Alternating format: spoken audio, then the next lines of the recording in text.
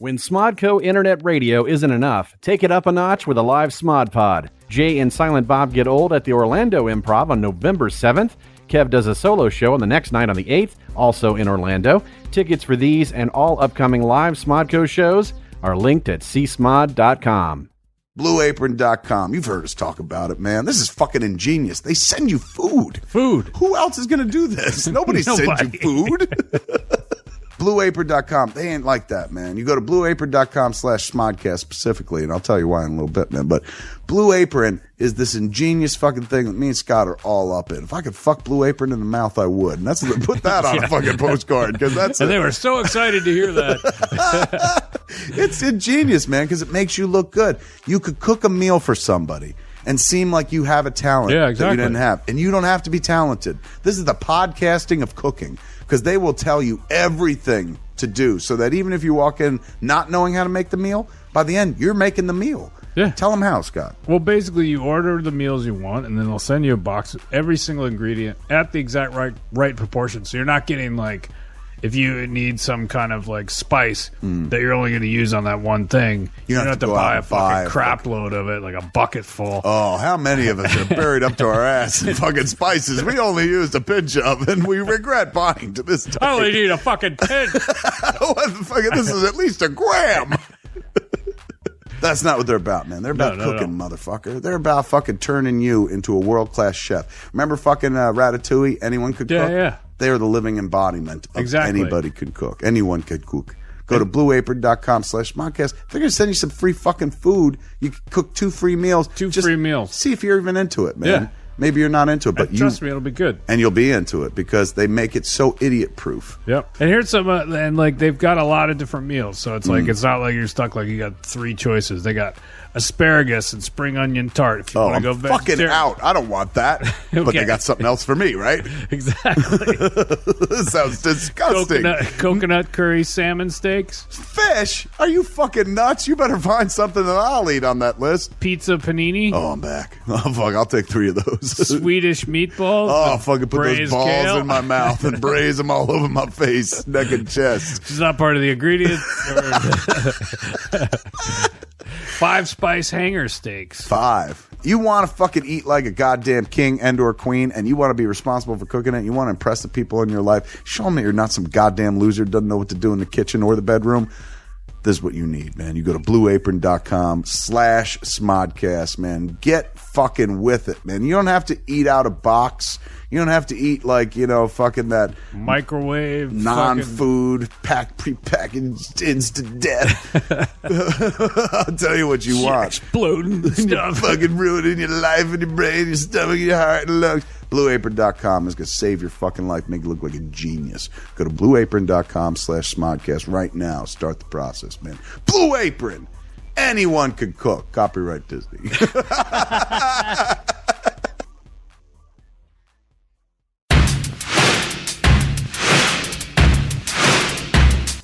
You want a podcast? I got a Smodcast. You want a podcast? I got a Smodcast. You want a podcast? I got a Smodcast. You wanna. Do you want a podcast? Do you want a show? Do you get your laughs from computer radio with this bro, Scotty Mo? It's about time to lose your shit. Everybody's progress clips for that legend Kevin Smith.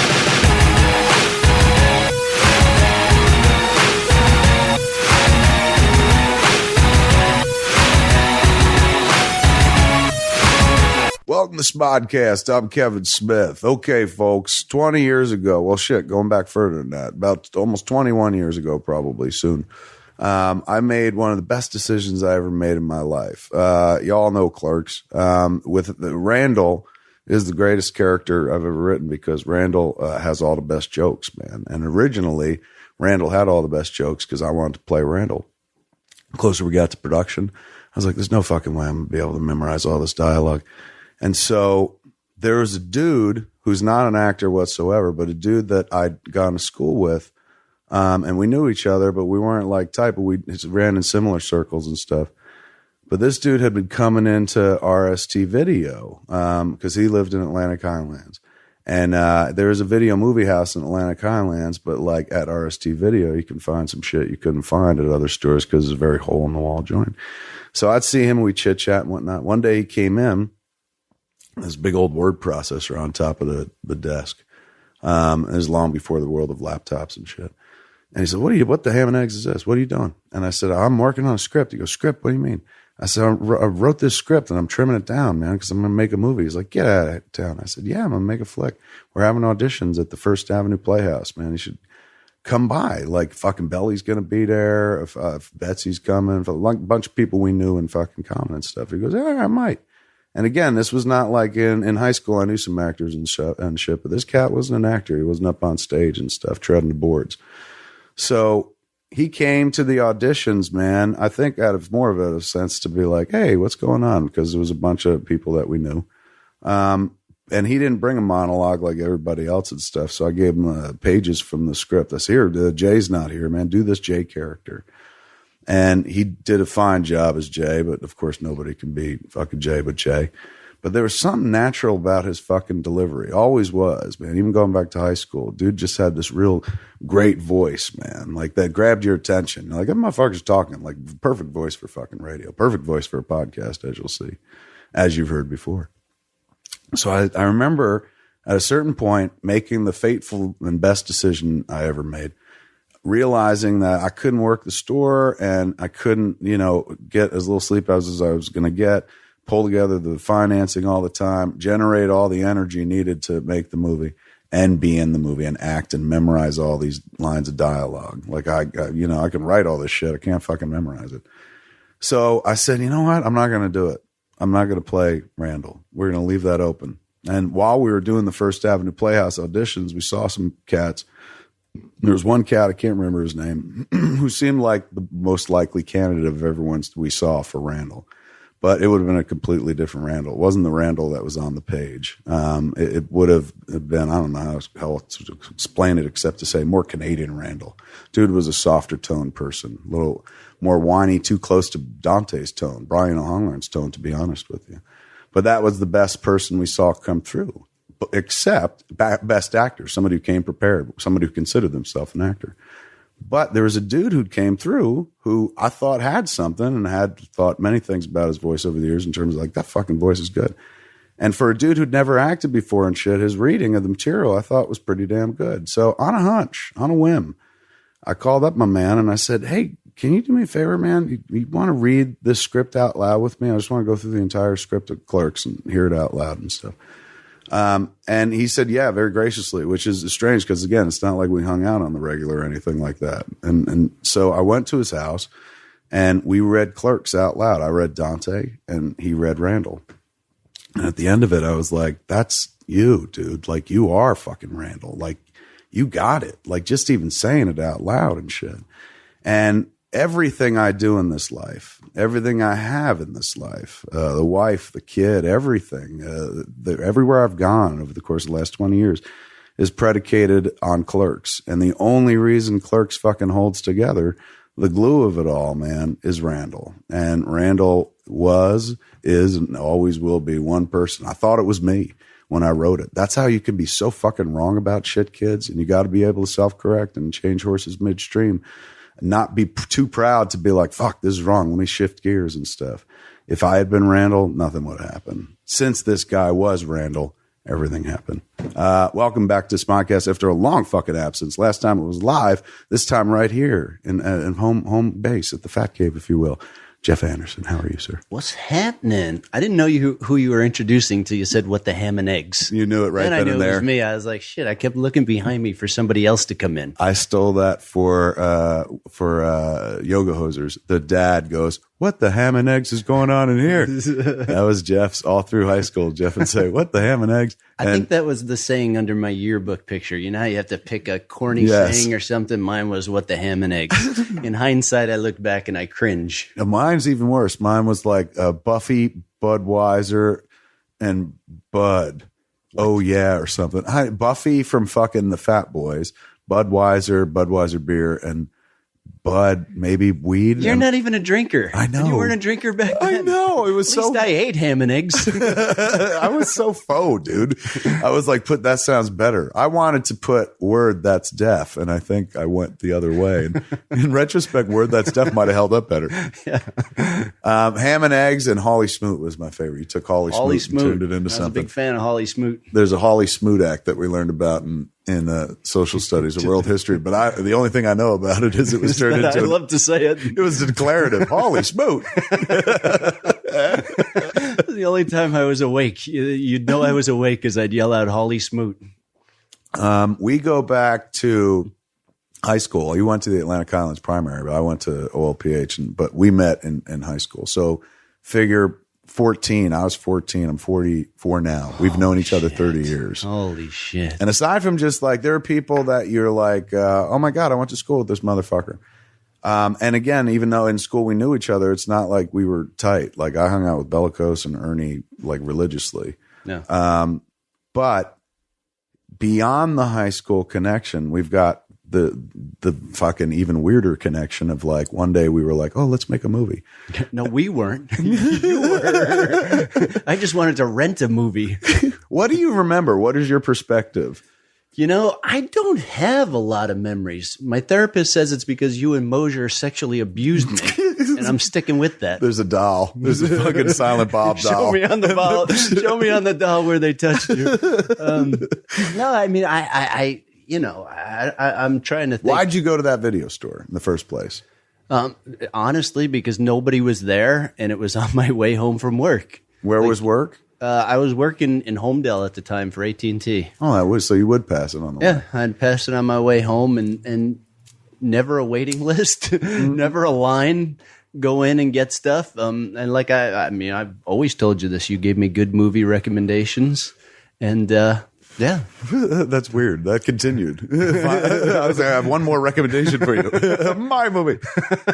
I remember you coming in a couple times and us chit-chatting and whatnot, renting, and the movie stuff never came up because I went away. Like you'd come in even up until I went to film school, and then I went to film school. I was gone for like 7 months, and then I came back and got the job again. And once I got the job again at Quick Stop and RST, then I made sure that like, you know, I was writing and stuff. And I came home in July, and I wanted to shoot by January, and we wound up shooting instead in March. So I came home July, the following March, we were making Clerks. So when I came back, that's when I had written the script. And then finally, you know, the word processor was this big electric typewriter. Smith Corona electric typewriter. It was enormous. It was like a suitcase. Right. Think about it. It looks like an old desktop computer. Yeah. I mean, it's kind of almost the prototype model of such a thing because it had a keyboard, but the keyboard was a giant electric typewriter, which actually worked as a typewriter, and that's how you printed your pages. Right. So it wasn't like dot matrix. It was literally when you went to print something, as if you were super fast typing. I often saw you bringing it in with a dolly. That's where I lost my fucking back, was carrying that shit in. It came with a little drive that had micro discs, and that saved your information. And then it had a monitor, like green screen monitor that sat on top. And so I'd bring that in and work on bringing the draft of Clerks down because, you know, at RST, it wasn't a blockbuster where you were constantly hopping. So I remember bringing it in, and the time that you came in, you being really like your imagination being captured. First, you were like, "Oh, you finally gone digital," because you know most stores had scanners. I was like, "Shit, am I going to get a rental card finally?" Yeah, that's right. There was nothing. It was such a fucking like. I was trying to explain it to somebody the other day. You would take a box off the wall at RST. You hand it to the person behind the counter. They just go to the wall behind them and slop out the clamshell box and stick in the actual box of the movie in the place of the clamshell, kind of like a library system. But inside the clamshell box was an index card. And so you would write the person's membership number. Like a fucking Dewey Decimal System. Literally, dude. Literally. And Google that. The kids don't know what the fuck I'm talking about. You'd fill out the name, then you fill out the date it was rented. And so if a card was filled front and back, an index card, so there were like 3 rows, that was a huge rental. That was a hot movie. Huge. Like it was going out Only regularly. The porn had that. Oh my God. Ironically, porns would have, since they kept that closet so updated, porns would have a max of like 10 rentals before people were like, oh my God, I'm onto the hotter thing. So they turned over new releases all the time. So they'd never fill a porn card, man. But they were also the cheapest movie to buy. Like, whereas if you were buying a copy of fucking Hunt for October, it was $100.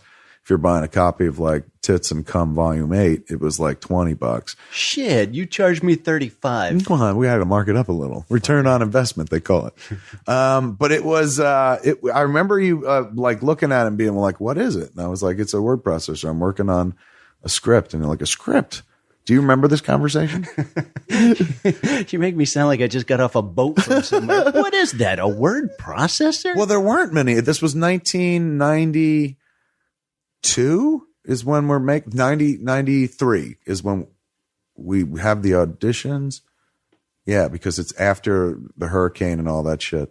And we shoot the movie and go to the IFFM in 93. So it's early in 93 because that's the day where I'm bringing the script down. And then I'm like, oh, we're actually holding auditions at the First Avenue Playhouse. And it was, and you were like, and it was again, not like you weren't like, I've acted before or I want to act. It was more like a bunch of people we knew were going to be there. So you were like, oh, if I can check it out. That sentence doesn't come out of my mouth now. I've acted before. I want to act. It certainly wasn't coming out of my mouth in 1992. What do you remember that day? That day, that exchange? Do you remember like the No. anything about that? Do you No. remember going to the First Avenue Playhouse? Yeah, I do. I do remember that. Like I'm saying, like when you were in the video store writing it, I do remember you vaguely writing it, but I have to say I honestly wasn't interested. I just wanted to get my porn and get out of there. I never got porn. I'm kidding. He didn't. You were a new release whore. That's why you were there in the first place. You're like, nobody knows about this place. Well, that's how I found out that you went to film school. You used to give me like, I'd go there with a movie in mind, Navy SEALs. Mm-hmm. You'd give me better movie recommendations and I'd take them. So I always had like 3 or 4 movies. You never charged me for them, which is how we became friends. And when you went away to film school, I literally had like 5 movies and kept returning them. And the lady owner would be there and not you.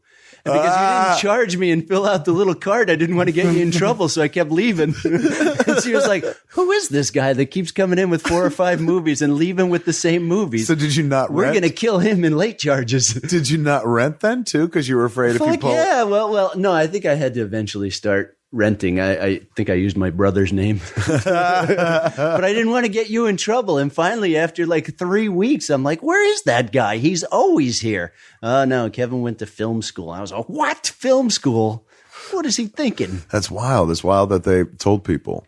Yeah. Maybe she said he wasn't here, but my version sounded more interesting. I like your story better. So do you remember reading the script at your house? Yeah, like when we sat down and read it. Let me backtrack here. Like I said, I wasn't really into the script when you were writing the script and wasn't really paying a whole lot of attention to it. It wasn't until like you went away and then when Ernie got involved in the script. Ernie had the script, and Ernie, who played Rick Darris, was friends with Bellicose, who I was also friends with. And I remember seeing the script like that. Like that's my first recollection of seeing the script was sitting in Ernie's house. Wow. And I remember picking it up and thumbing through it and being like, what the fuck is this? I've never seen so many bad words in one place. Like, this is fucking crazy. So that was like the first time like that I specifically remember going, wow, he put something together, and like that's where I became fat. Like, well, what does that mean? You're going to make a movie, he's going to put it together. And then when the First Avenue Playhouse, I don't know how exactly I got there. I know the ride itself. Yeah, like Bellicose was going there. Like, I don't know. I didn't come there with the intentions to audition. Right. But I remember telling you about it, and you're like, oh, that sounds fun. Yeah. And I was like, come by. And you were like, I don't act. And I was like, yeah, but just fucking come by. Like, fucking Belly will be there and blah, blah, blah. Yeah. So I just came with them. I had no intentions of auditioning or anything. I was too busy polishing my jewelry. Like that's one of the funnest things is when I watched the Clerks 10th anniversary thing, my audition. Right. I was dripping in gold. Like Mr. T starter set. I mean, what was that? I mean, it was a New Jersey thing. This is how we do it. Maybe I didn't weigh a whole lot back then. I needed something to weigh me down, but I was dripping in gold. It's like Imelda Marcos. What do you remember the auditions? Do you remember like? I do. Like I remember like reading it, and I don't know. Did you specifically give me Jay's stuff, or did I just decide to do Jay? Yeah, we gave you the script, and you were like, "Hey, what about?" Because Jay has essentially a monologue. Yeah. Like he couldn't read Dante because Ernie was supposed to be Dante, right? And for some reason, I guess maybe you gravitated to Jay because he has a chunky thing to say to Silent Bob. That's probably what it was, yeah. And so, you were given it there in the room, like you just took it there and you kind of read it and you went up. And I think it's on the disc. You're holding the script, like you can. Yeah.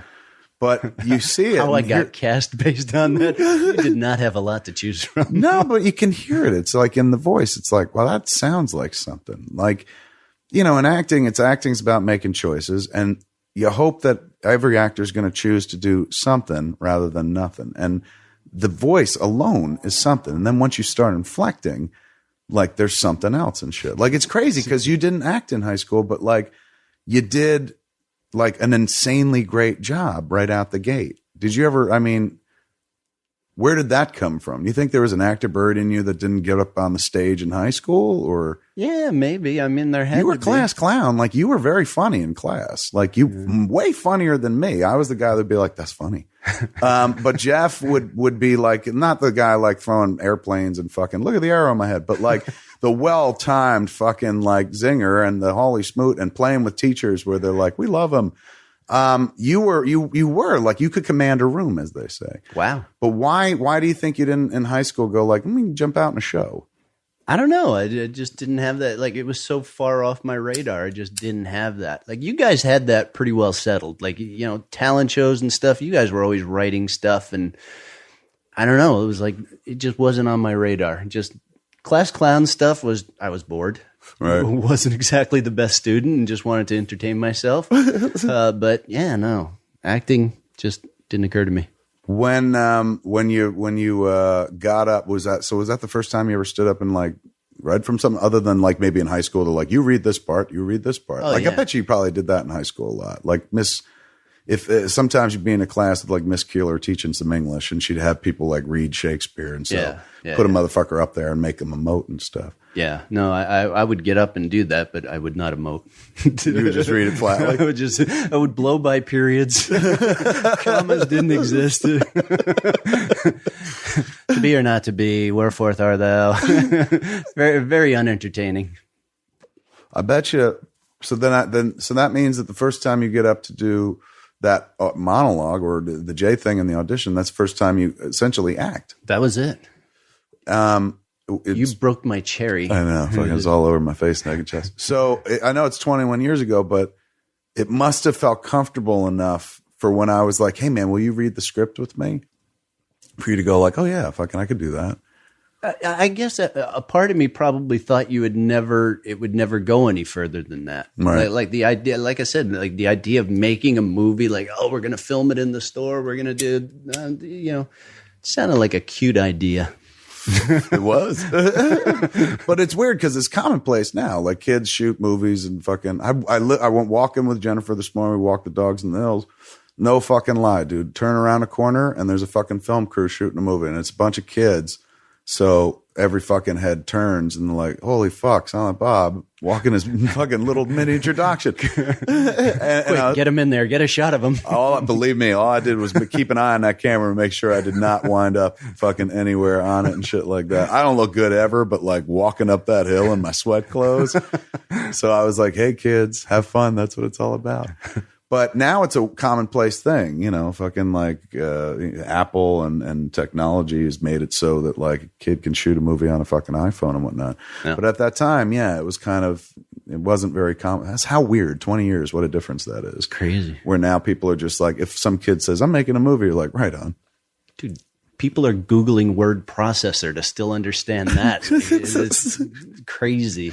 We've gone so fast. So do you remember the read in the house, sitting in your mom's house and reading? I do. Yeah. I remember sitting there reading it. And I think you even told me like after the read, right? There was no right away. I was like, dude, I want you to do this. Will you do it? Yeah.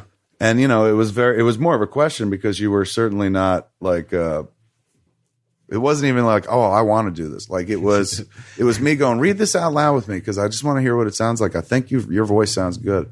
And then at the end, I was like, oh my God, please do this. That should have been your first sign of dragging me into. You had to drag me into the first one. You should have walked away right then. It's true. Every time it's always been like, come on, man, come into the garden. I swear you'll have a good time. That's not true. I jumped on board with Zach and Mary. Yeah, it's true. Very, very true. happy you asked me to do that. We did rehearse for about what? A month. An eternity. More than long. that. No. Fucking we couldn't have done more than a month. A month? A month of night rehearsals. But it was like every day. Yes, So every like a night. real month. Yeah. Yeah, it's true. It's not even a 5-day week. It's like we went around the clock. Like the thought process was, if everybody can do this like a play, right, we can keep the shot ratio down to like 1-to-1. Right. Now you can digitally roll forever. It don't matter. But back then we were shooting on film and you had good. to process So there'll be film. no more rehearsing with you? None. Okay, good. I haven't rehearsed in a while, man. Now it's like everybody knows what they're doing. We did on Clerks too. You just know when Brian and I are around. You're still giving me that same story. We need to keep the shot list down. I'm like, wait a minute. It's digital. Get back to your fucking word processor. I was like, film is expensive. You're like, what film? It's fucking binary. The rehearsal period. Do you remember about the rehearsal period? I do. I mean, it was like sort of ignorance is bliss. We were going in, we were rehearsing, we were having a good time rehearsing. So like everything just seemed like it was kind of fun. Was it cold? It was winter, wasn't it? Well, we started shooting in March. So yeah. So probably we rehearsed all of February. I remember being very warm. And getting in from the cold, so maybe that kept me there. That helped alone. I mean, it's weird because you're working at AT&T, and what are you doing at AT&T? I was working in the mailroom, so you're not like I was fucking already like my foot was halfway in performance. Like, yeah, I wasn't coming to the store and taking off my suit and tie, if that's what you're asking. Well, not even that. It's not even like, I left we had one light show of my production and now I'm here shooting a film. Like you came from a completely different, it was almost the same as like me going from being the clerk to being like, we're making a movie. I just didn't move because it was in the same room. But you went from like, all right, I'm leaving my job. And then suddenly we would show up and like rehearse for the idea of this movie. Even then, by the time we were rehearsing, did it feel like, oh, this will happen now? It did, yeah. That's when panic set in. It was like, wow, we're really doing this. I mean, I guess it didn't really become a movie for me until Dave and Mosier came. When Dave and Mosier came, it was like, holy shit, he brought in people from Canada. Like, fucking, there's Canadians here. We're going to fucking do something. That's when it got serious for me. Because it was like These fuckers are from out of town. We got danger. Strangers are in town. Something's going on here. It was. Could you imagine too? Because like you didn't know. Brian was a new meat. Lisa was a new meat. Yeah. Marilyn was a new meat. But at least they were all from fucking Monmouth County. Exactly. All of a sudden, it's like this one came from Iowa, and this one's from Canada. That's when it. Well, no, I mean they were definitely more serious about film. Like they came in right away. Dave came to the store right away and was looking at lights and saying, this light's going to give us trouble. It's buzzing. And I was like, oh my God, these guys are technical. These fucking Canadians are technical. Do you remember us ever talking about in all the rehearsals before they got there, filming? No. And I guess that's why. I mean, you were saying it. You were. I said blocking. We blocked a lot because it'd be like, be here. And the blocking on Clerks, as we all know, is very simple. You probably move the most in the movie. Like, I think of you picking up the snack cake, and I'm like, wow, that shot's on the move. He's actually moving. The Randall was the most movement in the entire movie. No, but I'm telling you, it was like Mosier. When you first meet Mosier, he's hard to get a read from. He's kind of quiet. So it was like they to me seemed like wow, these guys are intense. Like they're walking around the store and looking at stuff and sort of changing the blocking to what'll work and what won't work. And then all of a sudden it became like, wow, there's going to be a camera there. The picture was becoming clear. So it was a weird thing. What do you remember about them? Scott and Dave. Besides them being like serious and stuff, how long did it take for you to be like, right on, I like these guys? Yeah, I like these guys. I don't know. It just it was one of these things. It was I guess I was pretty guarded at the time, and it didn't seem like, you know, like I didn't feel like I was part of that scene because, like, you know, you had found. I saw Marilyn's audition. I don't remember if I saw Brian's or not, but I saw Marilyn's, and she was crying on stage, and I was like, "Oh my God, that's fucking Meryl Streep up there." That really blew everyone's hair back. Yeah, I went to the diner afterwards, Marina Diner, with Walter and Vincent. Right. And that's all we could talk about. I was like, can you believe she cried? That woman just cried, like, out of nowhere. They're like, what do you think happened to her? Did she hurt herself? Like, we were so, like, that blew everybody off the boards, man. Yeah. Just like, because everyone was allowed to bring their own monologue. So she wasn't doing anything in Clerks. It's not like she was like, yeah, Dante, and crying. She literally did I don't forget what show she did, but in the process of her monologue, she fucking squirted, man, and she was crying and shit, and we were all talking about it all night. She cried. Out her face. Shit. And we all missed it. We were all like, I mean, that mystified us the whole night. We were just sitting there going like Like she was a shoo-in, right? Like after right that, then and it was there. like she was cast instantly in the moment because we were like, whoever cries, like we were again, like now I think about it, I'm like, you know, you'd have to do a lot more and cry. Still crying impresses me, but like, you're talking about a guy who never made a movie before, right? But at least was like, I'd gone to film school and seen like a little bit behind the curtain.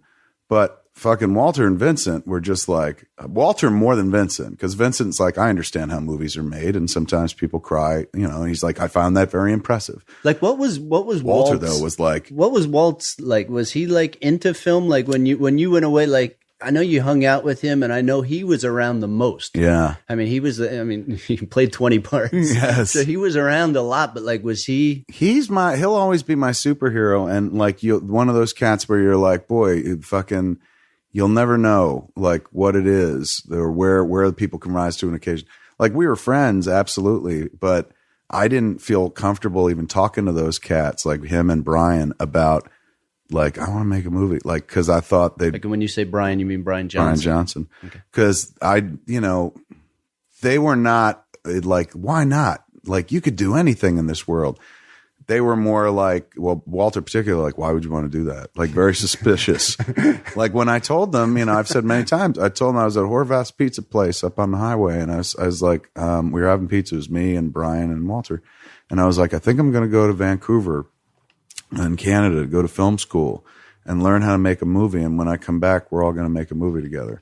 And I'd never really talked to them about film or wanting to go to films. Like, they knew I would go to New York to see movies. And I'm sure, like, at one point I remember Brian was like, we thought you were gay.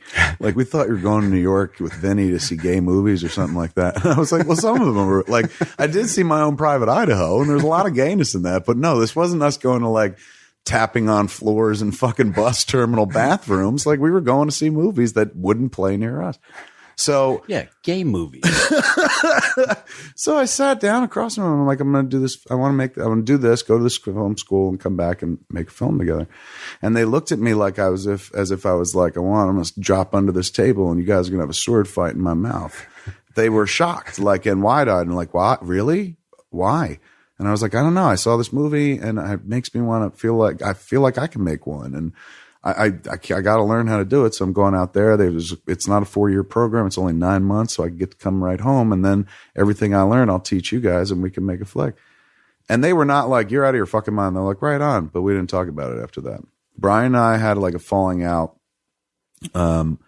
later when I came back. So I was going to ask that, like, if he's not involved the whole time. If you weren't going to do Randall, yeah, I would think the next choice would have been Brian. Would you have, had you not had the falling out, would you have picked Brian to do it? It's not that I would have picked him. It's like if Brian would have been like, oh, maybe I would like to do that. Like, again, these cats Brian never would have made an interesting Randall. Probably. We see him act in Vulgar. You get to actually see him do Randall in Vulgar. Like, he wrote himself a part and he acted in it, and it's kind of that's what it would have been. But could he do it for Clerks 3? No, we're gonna need the real flesh and blood for that. But he was very like we fell out right before I started making Clerks. It was like when I came back from film school, And he, the quick stop incident where he was like, Was it because he called you gay? Yeah, he was like, you and them gay cinema cowboys. I was like, what? And off he went. But before I left, he was my closest of all those cats. Like, I hung out with him the most, even though I would go buy comics with Walt every Friday, and Walt was the bridge to him and Ed Hapstack and stuff. Still, Brian and I, like, Walter started dating Debbie, and then Brian and I would hang out constantly. And so there I am going to film school, and I'm like, all right, man, I'll talk to you. Like, I'm going to talk to him every week and shit. And when I went away, it was out of sight, out of mind. I never heard from Brian. Really? The only person I heard from... broke his heart. He broke mine. And the only person I heard from on the regular... He had a girlfriend, and he was way deep into that. Sure. The only person I heard from regularly was Walter. Would write letters, send pictures. Like, it was fucking letters? Crazy. Literally. I have Walter Flanagan letters because they're as fucking rare as a unicorn. You can't find him anywhere. He wrote me these like wonderful letters, not like, I love you dripping with fucking my own. No, I must hear more about these wonderful letters. They were like, he was oddly supportive of the fact that I had gone. It's like you go to the mailbox and you get a letter. It's like, go get him, champ.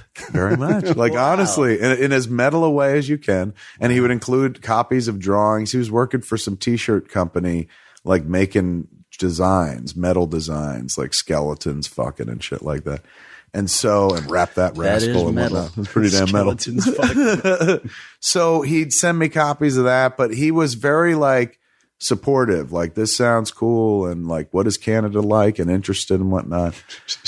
Brian, I never heard from. So when I came home, like, I was like, hey, Brian. And he was like, oh, man, I fucking meant to write you, but you came home right away. I was like, I came home in 7 months. Like, I've been gone for a little while now. But listen, as a man, I'm not anxious to write another man a letter. I'm not burning to get home to write a man a letter. He never called, But so anyway, I was fine with it. And then we had a falling out when he left the store.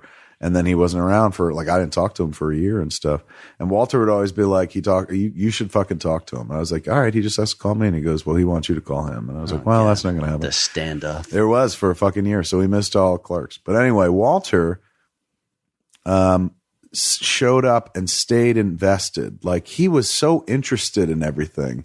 And he was a night guy. Like, Walter never went to sleep until like 3 a.m. anyway. Like, he'd stay up drawing and shit. So when we started, he was there from day one, and he was there every day. He stayed the entire time. I mean, he was super supportive, and always like, he wound up in the movie so much because some people said, yeah, I'll do it. And then at 3 a.m. never showed up. And we'd be like, well, I'll put on a coat. And he'd be like, all right. We'd cover his head with baby powder. Like, that was our idea of creating a new character. We'll try to make him gray.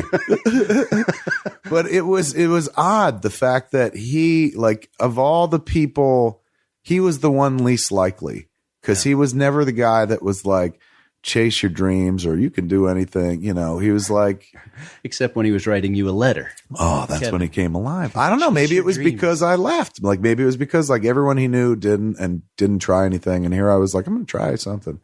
But he did become super fucking supportive and like really showed up, was there every day. Right.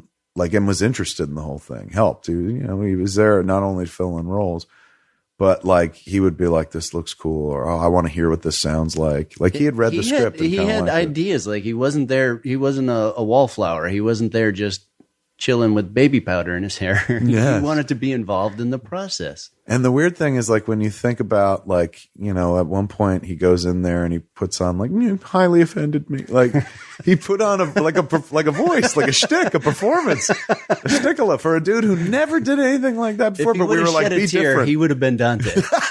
He could have at least been fucking Veronica if he would have cried. But he was there, like, in the diner and going, like, I can't believe she cried. That's so fucked up. Like, it fucked him up for a while because he'd seen people do it in movies, but he was like, she was standing right there. Everything was fine. And then she started crying. We're really painting a picture of New Jersey.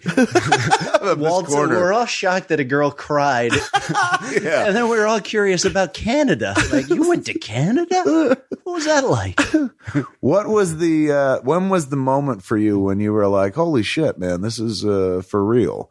Like, when we started rolling? Yeah, when we started rolling. I mean, I always tell this story. I think the first scene we did was Marilyn and I. Yes. Was that the first? Behind the counter. Was that the first? And the second thing we did was Brian and Lisa doing the long ass monologue. Yeah, and they knocked that right out. 7 minutes. That was pretty impressive. Thank God you did that after my scene. I would have packed my shit up and been gone. That's right. You were first up, and you have the fucking thick ass. The only time in the movie where the makeup girl put makeup around your eyes, and it was so thick that even I noticed it. Where Randall I'm like, was part raccoon. yes, you look like you're ready to go kill Bin Laden. You've got so much fucking dark circles on Team 6 under your fucking eyes. It's dark circles, the black stuff. And that was what we led with. So what? So the moment we started rolling? Yeah, we started rolling on that scene, and I remember being, behind the counter and everything else. And Mosier, Marilyn was standing in front of the counter. I was manning behind the counter where Randall works. And Mosier was underneath the counter miking it.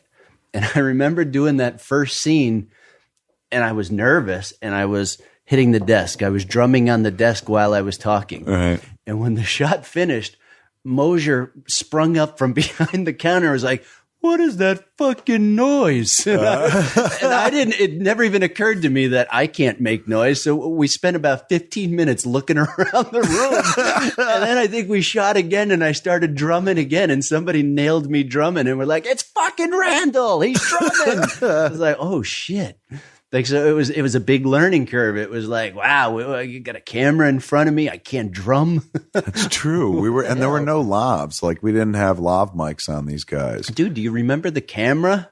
Yeah. Wrapping the camera because it made so jackets. Much noise. We had an Arri SR2, a 16 millimeter train. It was fucking loud. Like, you could be in the milk case of Quick Stop, go behind the huge door, be in the freezer, and still hear that camera. It was like, and there was a Barney you could rent for $100 a week that would go over it, but we just threw every leather jacket since it was February. We were in March. New Jersey, so we there were was in New plenty. Jersey. There was a lot of metal around us. The leather jackets Threw a few went of on my top. gold chains on there, tie them down. That's what the tapping was. Metal chains banging against each all other. my pendants.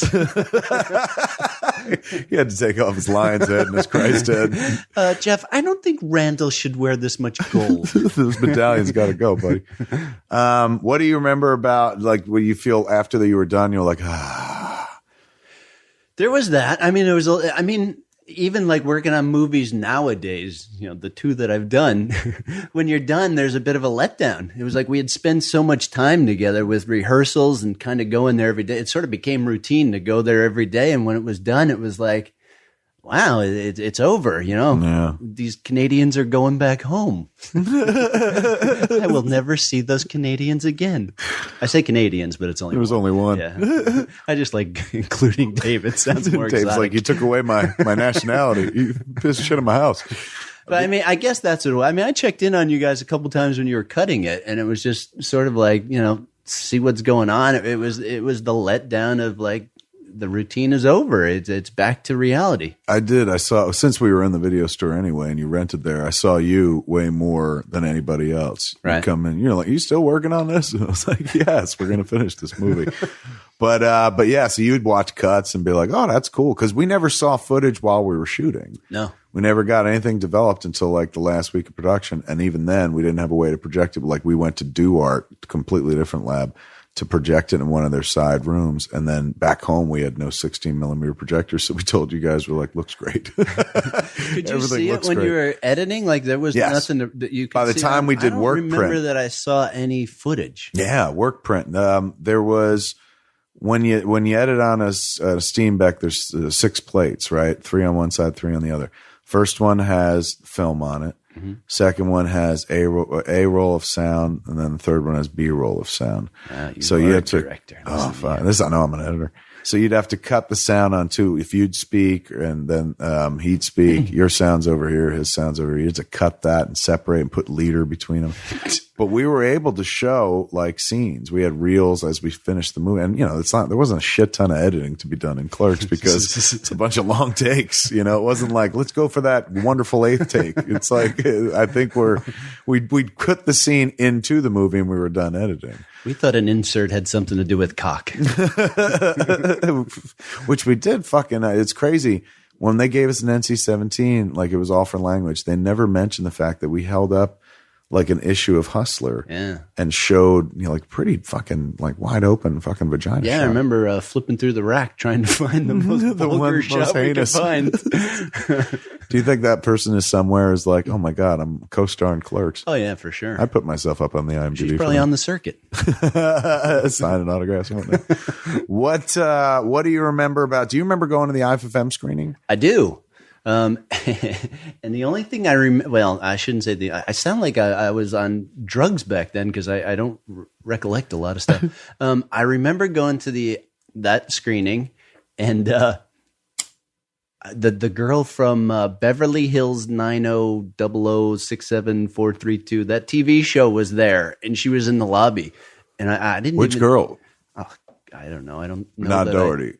What? Not Shannon Doherty. No. It was like one of these smaller characters, but I remember being so starstruck by her. I'm like, oh my God. She was on TV. Look who's here.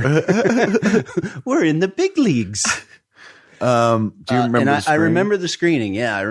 There wasn't a lot of people at the screening, right? Yeah. There wasn't a lot of people there. And I remember just watching it. It was, again, watching yourself on screen. It was like awful, and hearing my voice was awful. I mean, it was. I couldn't be in the moment because it was more about watching it and being like, "Oh my God, this poor guy! He maxed out his credit cards and counted on me." Really, never once, like as you watched it, we were like, "Holy crap! I fucking pulled it off." No, really, even by the end of the movie. Nope, never. Now you were at that point. You were with Lisa. Did she feel good about it? Was she like, "I did good"? Because she was the actress that I approached, the one who I went to see. She was probably more comfortable with it, and even if she wasn't, I was so like I said, when they did that long take of something, it was 7 or 8 minutes, and it was good. Like it was like wow. So she should have felt better. I don't necessarily know that we had the conversation about who was a better actor, but she should have. I think she was a little more comfortable with it. Did you go home like lamenting, or were you like, well, like what was your conclusion? I thought that was it. Really? I thought we saw it screened. It was on a big screen, and I remember going, well, I wish there were more people there. Too bad nobody's ever going to see this because that was it. Like again, having no scope. Like it was like, all right, it's a film festival. People get together and show their films.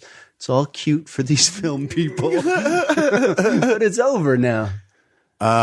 When do you find out like, oh no, we're going to keep going? Like was it maybe did you come into the store and I was like, yeah, I think we came into the store, Lisa and I think it was like we got engaged and we came into the store and you were like one of the first people we told that we were engaged. And I think it was that same night, if I'm not mistaken, that you told us that it had gotten into Sundance. And that would have meant did I get the call that night? Very close, yeah. Wow. We showed up and your little news trumped ours. Hardly. But yeah, I remember like I wasn't even aware of what Sundance was. It was like, is that a good thing? And you were like beaming, and I remember having to explain what that was. Fuck this place, I'm out of here. Yeah, right. I was kissing the ground of that place. I made it to the big time. I'm in Sundance. No, it was I remember like really not understanding what that meant, and you were very excited about it. I do. I remember having to, like, now people understand Sundance very easily, but I remember having to explain it to people and be like, it's this festival like, in Utah, Robert Redford holds. What was that process for you? So you did the movie, you had the movie, you showed at the IFFM, is that what it's called, IFFM? And then you submitted the film to Sundance. That wasn't only because Bob Hawke was there. Bob Hawke was at the IFFM. And the next day, like I left that screening, like you left the screening going, I wish more people were there. Yeah. I left the screening going like, I'm finished. Like, and there's a huge debt of credit cards to pay off because that was my end game, was that screening. Right. I read Richard Linklater went to the IFFM and that's where he found distribution, right as a from work there. in progress. So That's what I was going for. And Sundance to me was like, well, Sex, Lies, and Videotape, that's in color. And James Spader, he was in Pretty in Pink. So, like, those are movie stars. Now, would you have submitted to Sundance? Never in a million years. Really? No, I didn't think the movie was Sundance. Like, I honestly thought they did color movies with movie stars in them. Never occurred to me as like an American independent cinema. Like, I was just like, nah, this movie, nobody would take this. IFFM was my end game. So when it didn't happen, I left that screening. I was going out with Scott's sister, Kristen, and I went back to our apartment. I was like, all I wanted to do was crawl in bed and be alone, and just felt like, oh my God, this was it. Like, I'd worked up to here and I have no plans behind here. And so now it's fucking done. Like, this is the first time I've woken up to no hope whatsoever. Like, there was always like, I hope the movie fucking happens. And this was my end game, and nothing You'd happened. still be there paying those credit cards. Probably. I thought that, dude. I remember on that day going, I bet you it's going to take me 20 years to pay this off. And I remember also saying in the middle of the screening, because about the first few minutes, I was like, oh my God, everyone's fucking cursing. This sounds like, why did I let everybody curse so much? Why did I write these fucking horrible words? But about 15, 20 minutes in the screening, I was like, you know what, man? Like, if you went to film school, like, I cognitively reframed. I was like, this is what it would have cost to go to film school, the price of making this. And now you've learned it and stuff. And it's money, and you just get another job and pay it off. But I remember saying to myself, like, in my head out loud, like, don't sell out on this. Like, you loved who you were when you were doing this, and it felt right. Like, you felt who you were supposed to be in life. So don't fucking, Really, you had that feeling like when you were to. doing it, you were like, this is it. This is what I should be doing. Well, you'd always said that in high school. Yeah. Like, your aspirations were always to do TV. I wanted to or write something. Saturday Night Live. Of course. Big Bad. That was what I dreamed of doing. So I felt like, all right, man, it's fucking worth doing again. So the next morning I got up, and it was like, the first morning of the rest of your life. Every morning for the last year or 2 years, I've been getting up going, I'm going to be a filmmaker. I'm going to make a film. And I made a film, and it was fucking done. And now I was just looking at credit card debt. And that's when the phone started ringing. A few people started calling. First Amy Taubin from The Village Voice, and then Larry Cardish from New Directors, New Films, then Peter Broderick from Filmmaker Magazine. Now, these people called prior to finding out you got in Sundance? This is long before. This is the morning after the IFFM. Oh, okay. All right. So these cats are like, each one of them had a variation of this. Like, we heard this is the undiscovered gem in the marketplace. I want to see the movie. Do you have a tape of it? And Peter Broderick finally told us who it was. Nobody else would give us. And like, I asked Amy Taubin, I was like, who told you this? Because nobody was there. And she's like, somebody I trust. And then Larry Carter said the same thing. He's like, I'm not at liberty to tell you, but he's a big fan of this movie. Huh. And then Peter Broderick was like, oh, I'll tell you who it is. It's Bob Hawke. And Scott was like, I think I met that guy after the screening. There was an old guy that I talked to after the screening, and it was Bob Hawke. So suddenly I had to live in abject failure and, oh, fuck, there is tomorrow. There is no tomorrow. For, let me see, how many hours? The screening was 11 a.m., so we were done by 12:30. Wow. And then by 9 o'clock the next morning, those phone calls began. So it was one long, dark night of the soul. Right. And then the next morning getting up to be like, all right, what am I going to do for the rest of my life except pay off this movie? And then all of a sudden the phone started ringing. You're like, Walt, if this is you, it's not funny. Hang up. I thought it was Brian. I'm highly offended, Kevin Smith. I really did. I fucking said to Amy Taubin, I was like, this is like one of my friends. Did like Brian Johnson say to do this? And she's like, no, I'm telling you, my name is Amy Taubin. So it was, there was like no thought to go to Sundance until those people started going like, oh, you should definitely submit. Like in Bob Hawke, I finally got to talk to him, and he's like, I'm very influential with the committee. I talk to them all the time and tell them my picks. Like, you have to submit this movie. This is a Sundance movie. And I was like, there's no stars in it. It's not in color. He's like, that doesn't matter. This is everything that festival's about. But isn't that, that was more what Sundance was back then. Like, the Sundance US festival. now is, you have to have somebody in the movie, yada, yada. But back then, wasn't that what it was? To me, what I knew of Sundance was Steven Soderbergh, Sex, Lies, and Videotape. And while Steven Soderbergh, became Steven Soderbergh off of the festival, right. Or, the name of the director name, he was always Steven Soderbergh, of course.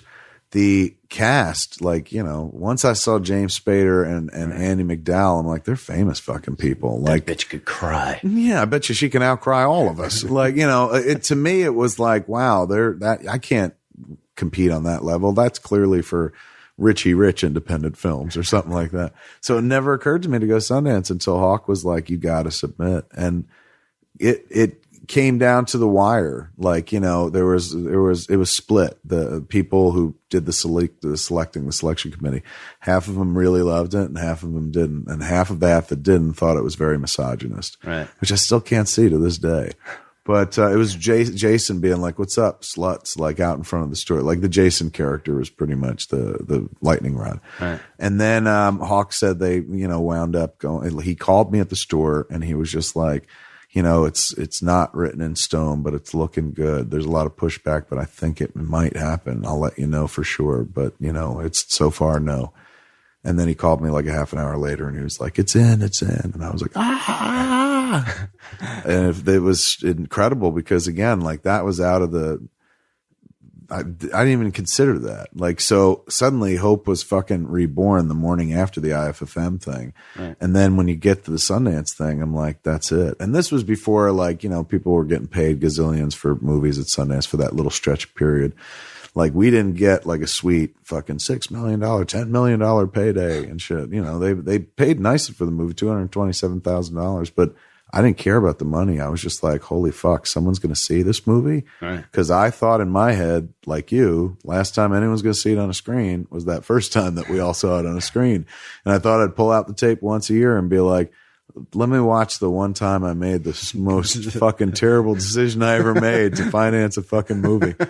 So it was, yeah, man, it was fucking nuts and a relief. And also hope opened up again. You know, that's the key to life in general. It's just like, as long as you have something to look forward to or the hope that you can accomplish something you want to, it'll keep you fucking going and give you all the energy in the world. But now, would that hope have been there if your only screening was the IFFM? Yeah, I swear to you, I said in that stuck to it, you would have. I said, pay it off because it's fucking that'll kill you and you know fucking cripple you with debt and whatnot.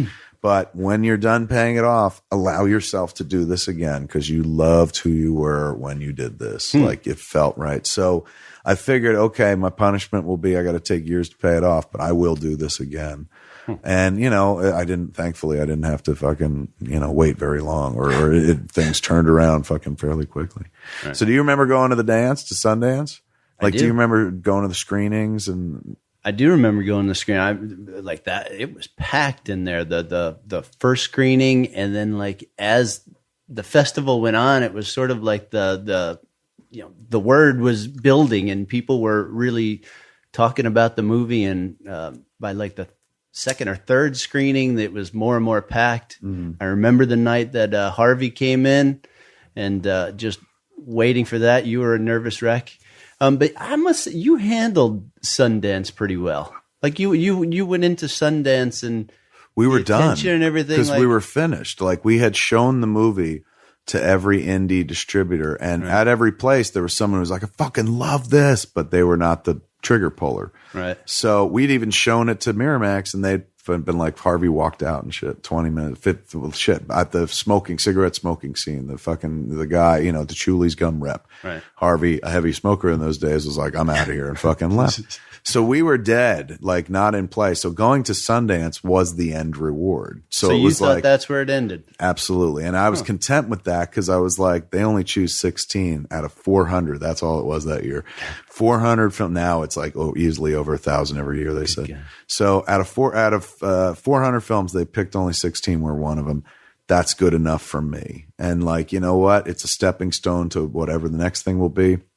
And this movie was always meant to be like a calling card anyway. So fucking this is great. So I was not like bitter at Sundance. I was like, this fucking rocks. But I had no expectations because everyone said no.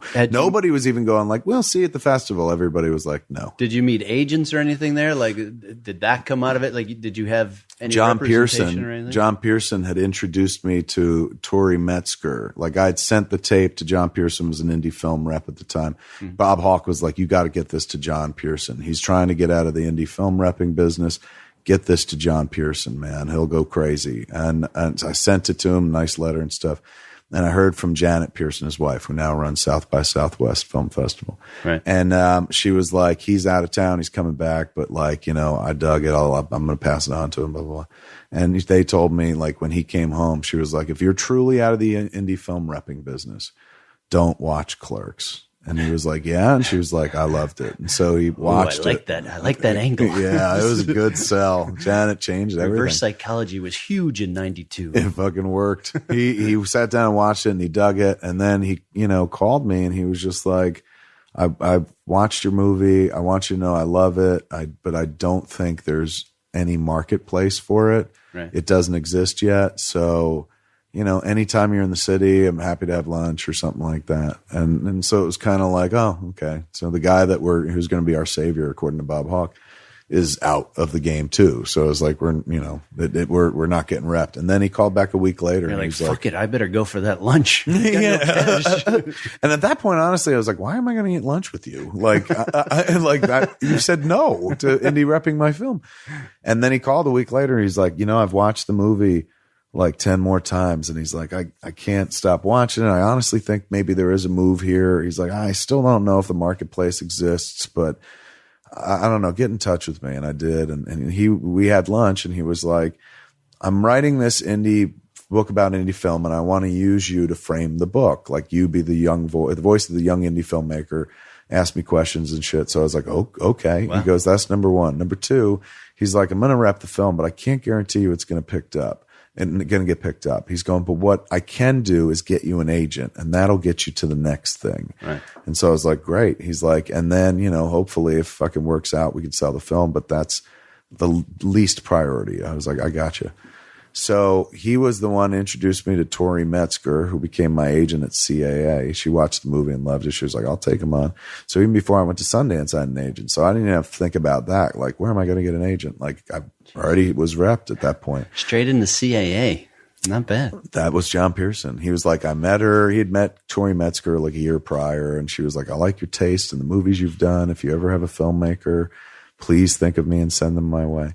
And so the first one, I guess, along the way, he was just like, this guy could write for a studio. You should get him studio jobs. Like that was John's thing. But more than getting the movie picked up, he's like, if I can get you an agent, then she can get you into the world of writing scripts and you can get paid to do that. And then you can keep making your indie films, blah, blah, blah. Now, how did you feel about that? Did you see that as an option? Never. Like, how could somebody have watched? I didn't even know writers had and agents. Turn that into like a studio writer gig. He saw like it's like I remember what's his name? Owen Gleiberman wrote the review for it in Entertainment Weekly. He said, "This is what a sitcom will look like in 20 years," and he wasn't far off. It's kind of like a workplace comedy, and now people are allowed to kind of curse more and shit like that. But it's more about everything you do at work except working and stuff. So it's, I guess he saw, like remember, this is a dude who saw a lot of films. And so out of like the hundreds of movies he had to watch, like he was like, this said something and it had a voice and it was very distinct and yeah, it looked like hell, but that didn't fucking matter, blah, blah, blah. Now, could I back up for 1 second? Yes. Now you're talking about a workplace movie. Yeah. Like, did you know your first movie was going to be Clerks at the workplace? Like, was that I get the impression you created it because of the small space and you had access to the space, but everybody that works says, oh, they should make a movie of my work because everybody here is yuck hysterical. Now they do. Yeah. But in 1992, 93, nobody was ever going, they should make a movie here. You know what I'm saying? Yeah. Unless you ran into somebody from the movie business, which in our neck of the woods was rare. Right. But, for me, it was just like, I don't know. Like, I remember this was what made me snap into Quick Stop. Because I knew I wanted to be a filmmaker. I didn't know what I wanted to do. The first movie I wanted to make was Dogma, technically. And I was like, that's massive. So I'd heard an interview that Robert Rodriguez did with Howard Stern. And he goes, the trap of indie film is like people write above their means. He's going, I just wrote what I had, looked around me, saw what I had, and just wrote a movie around it. He's going, I had access to a bus, a guitar case, and a turtle. He's like, and I put it all into the movie. So I was like, it's fucking smart, man. That's real smart. Like, all right, what do I have access to? And I looked around and I was like, I'm in a convenience store. Like, this is interesting. Like nobody's ever done Baby Powder, Walt Flanagan. We've got something here. I'd never seen, like, in Fast Times, he works at a convenience store at the end, and what's his name, Brad, and throws the coffee and shit. But I'd never seen like a movie set in a convenience store. The Simpsons, of course, had been on for a while, and there was, of course, the Quickie Mart and stuff. Was The Simpsons on back then already? Yeah, I remember watching, before I got into film, watching The Simpsons with Ed and Brian Johnson and Tara Doust, like and Jenny Herbert, like the first night that it aired on the Tracy Ullman show, when it was like, I like the punching bag Homer sound. had that fucked up voice. Yes, boring. Fuck, where was I before that? So there was no convenience store or anything, nobody, I'd never seen anything. So I was like, all right, fucking, and even in the world of indie film, I hadn't seen anyone set anything at a store. So I was like, Robert Rodriguez is right, what you got. I got this fucking store, and if I'm using this, I might as well write something that's pretty, I'd also heard dialogue's cheap, so keep them talky. That's the only thing I wanted to do. Right. But like, I wasn't like George Lucas where, I dreamed of Wookiees and stormtroopers and shit. I was like, let's keep it close to earth. Let's do my life. I want to see me and my friends and our perspective and the things we find Randall funny. was Jar Jar. Oh my God, no. I think it was just that. It was, fucking, why not? Why, after reading so much about indie film, after seeing Slacker, and the people who are doing these films, like, didn't seem any different than me. Some went to film school, some didn't. So it just finally got to a point of like, why not give it a fucking shot? If it doesn't work out, worst thing that would have happened if it didn't work out, ironically, wouldn't be the debt, wasn't the credit cards. It was that where we lived, everyone would be like, hey, Hollywood, how'd the movie go, Hollywood? Shit, that would have been me. It was me for a while. That would have been fucking tough. So that was nice that I didn't have to endure that. What do you remember about when the movie came out? Like when did you first start feeling it in the world where people were like, hey man, I fucking seen a poster of you? I'm still waiting for that. It was I think the first thing that I saw that really brought it home was like an ad in a newspaper, like playing, like, what the hell? Was it weird to see yourself in a picture in a newspaper for a poster? Not just like local citizen doesn't kill squirrel. Yeah, it's usually the police blog. So I was happy to be moved further back in the paper to the film. The whole thing to me was so far out in left field that I almost feel detached from it. It was like I was watching it from a distance. I was watching it unfold. I mean, I recall coming into the store soon after the Sundance news, and you were in the store, and I remember coming in there, and you said to me, wow, we got into Sundance, and people are going to start calling you. And I was like, what people? Who? Like, why? And you were like, people are going to want you to act in movies, and I think you could do more. And that was... That's when I thought you had really lost it. And that was a bizarre thing. And that didn't occur to me, I guess, until I saw ads for it. And I was like, somewhere out there, people are going to see this movie. Do you remember going to the Hazlitt Theater when it opened? Like, it opened, of course, in like New York and LA, but then they moved it around. And one of the places they moved it was fucking Hazlitt. And they had us signing posters in the lobby and shit like that. Right. Yeah. No, I remember that. I remember, though, before that, I don't know what it was, but Brian and I were together and we went to a screening. And I want to say it was in New York, but I don't really recall. But Brian and I ducked into the screen. And I remember going up. We didn't want to pay the $8 or $5 to get in. And we were like, no, look. The poster's right there. It's us. Just the dude at the window was like, and I think we harassed him so much. He was like, all right, go in. We were like, we just want to see how many people are there. Right. And I think we got in there like right at the end. And I remember the lights coming up in the theater and people sort of leaving the theater and we're like, wait a minute. and that was like a real surreal moment. Like, you know, that's slowly, it was a very slow build for me that it was really becoming something.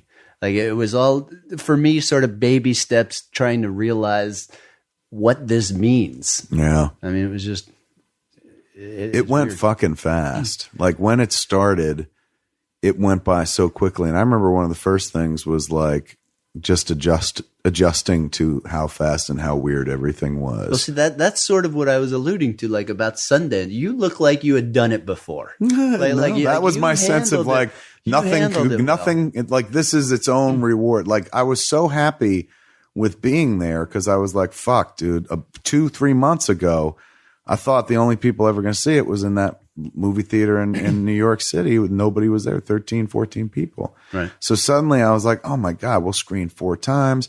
Now I got an agent. Like I'll be able to work after this probably, at least maybe get one more job or something like that, one more swing.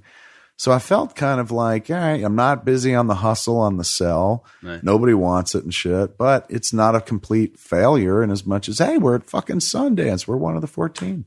So I was kind of like, okay, this makes sense. This feels all right. What was your first meeting like with the agent?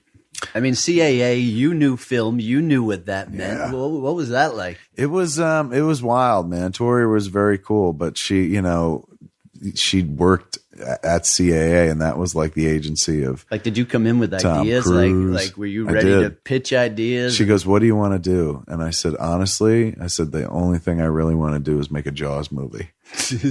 And she goes, well, what do you out. well, she goes, It's been done. she goes, maybe 10 years down the road, what do you want to do now? And I was like, Jaws. I guess, let me tame it in.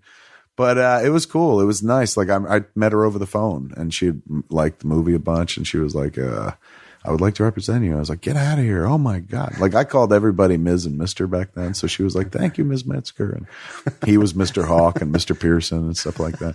Cause these were all movie people to me. Like these motherfuckers were doing Respect. Oh, totally. They were in the world I was wanting. They were in it. Like every new person you met, you were like, Shit, whoa. that's what I've done wrong. I should have been calling people sir and ma'am all along. So you gotta fucking, what is it?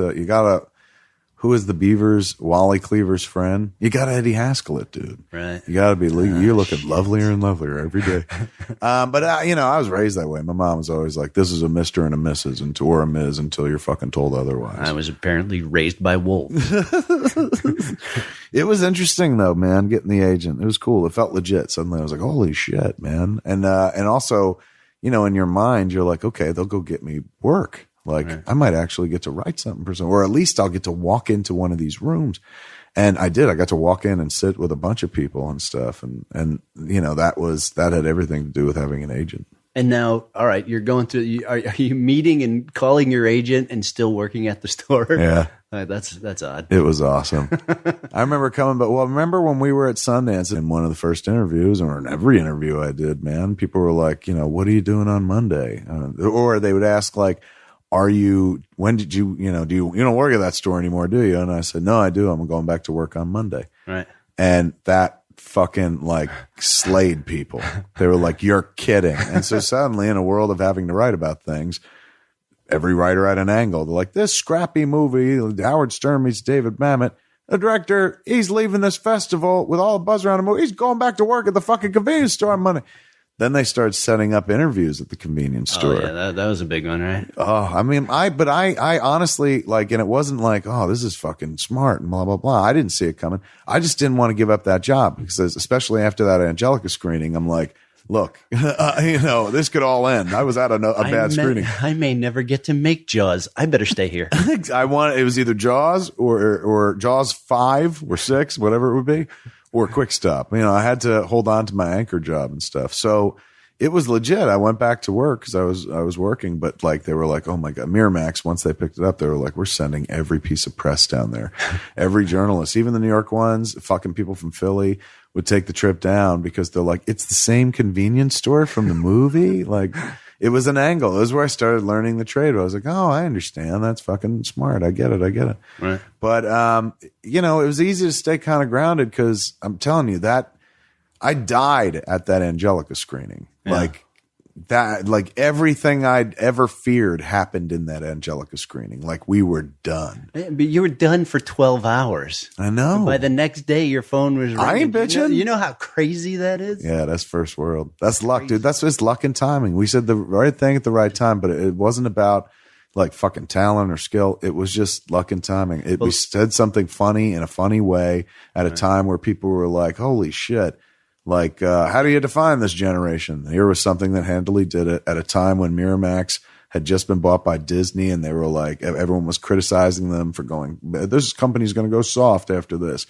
And, you know, clearly a message is sent by picking up a movie that is the complete opposite of soft, the dirtiest fucking grittiest American independent that they could pick up. So luck and timing, fucking certainly. But it's a funny movie. If Clerks was done a year later, doesn't happen. Same. Nothing. No. I think it was we said something about being Gen X when everyone was trying to figure out how to explain this generation, right. And it's like fucking overeducated, underworked, or something like that. Right.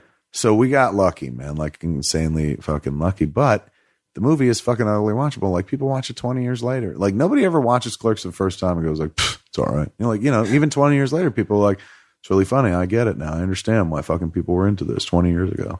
And we pick up new cats all the time. Crazy when you meet somebody who's under 20, who's like, I love Clerks. And you're like, you were fucking cum when we made that movie. Someone's balls. You were an egg. Half of you was cum, half of you was an egg. And then people are pulling their kids away from you.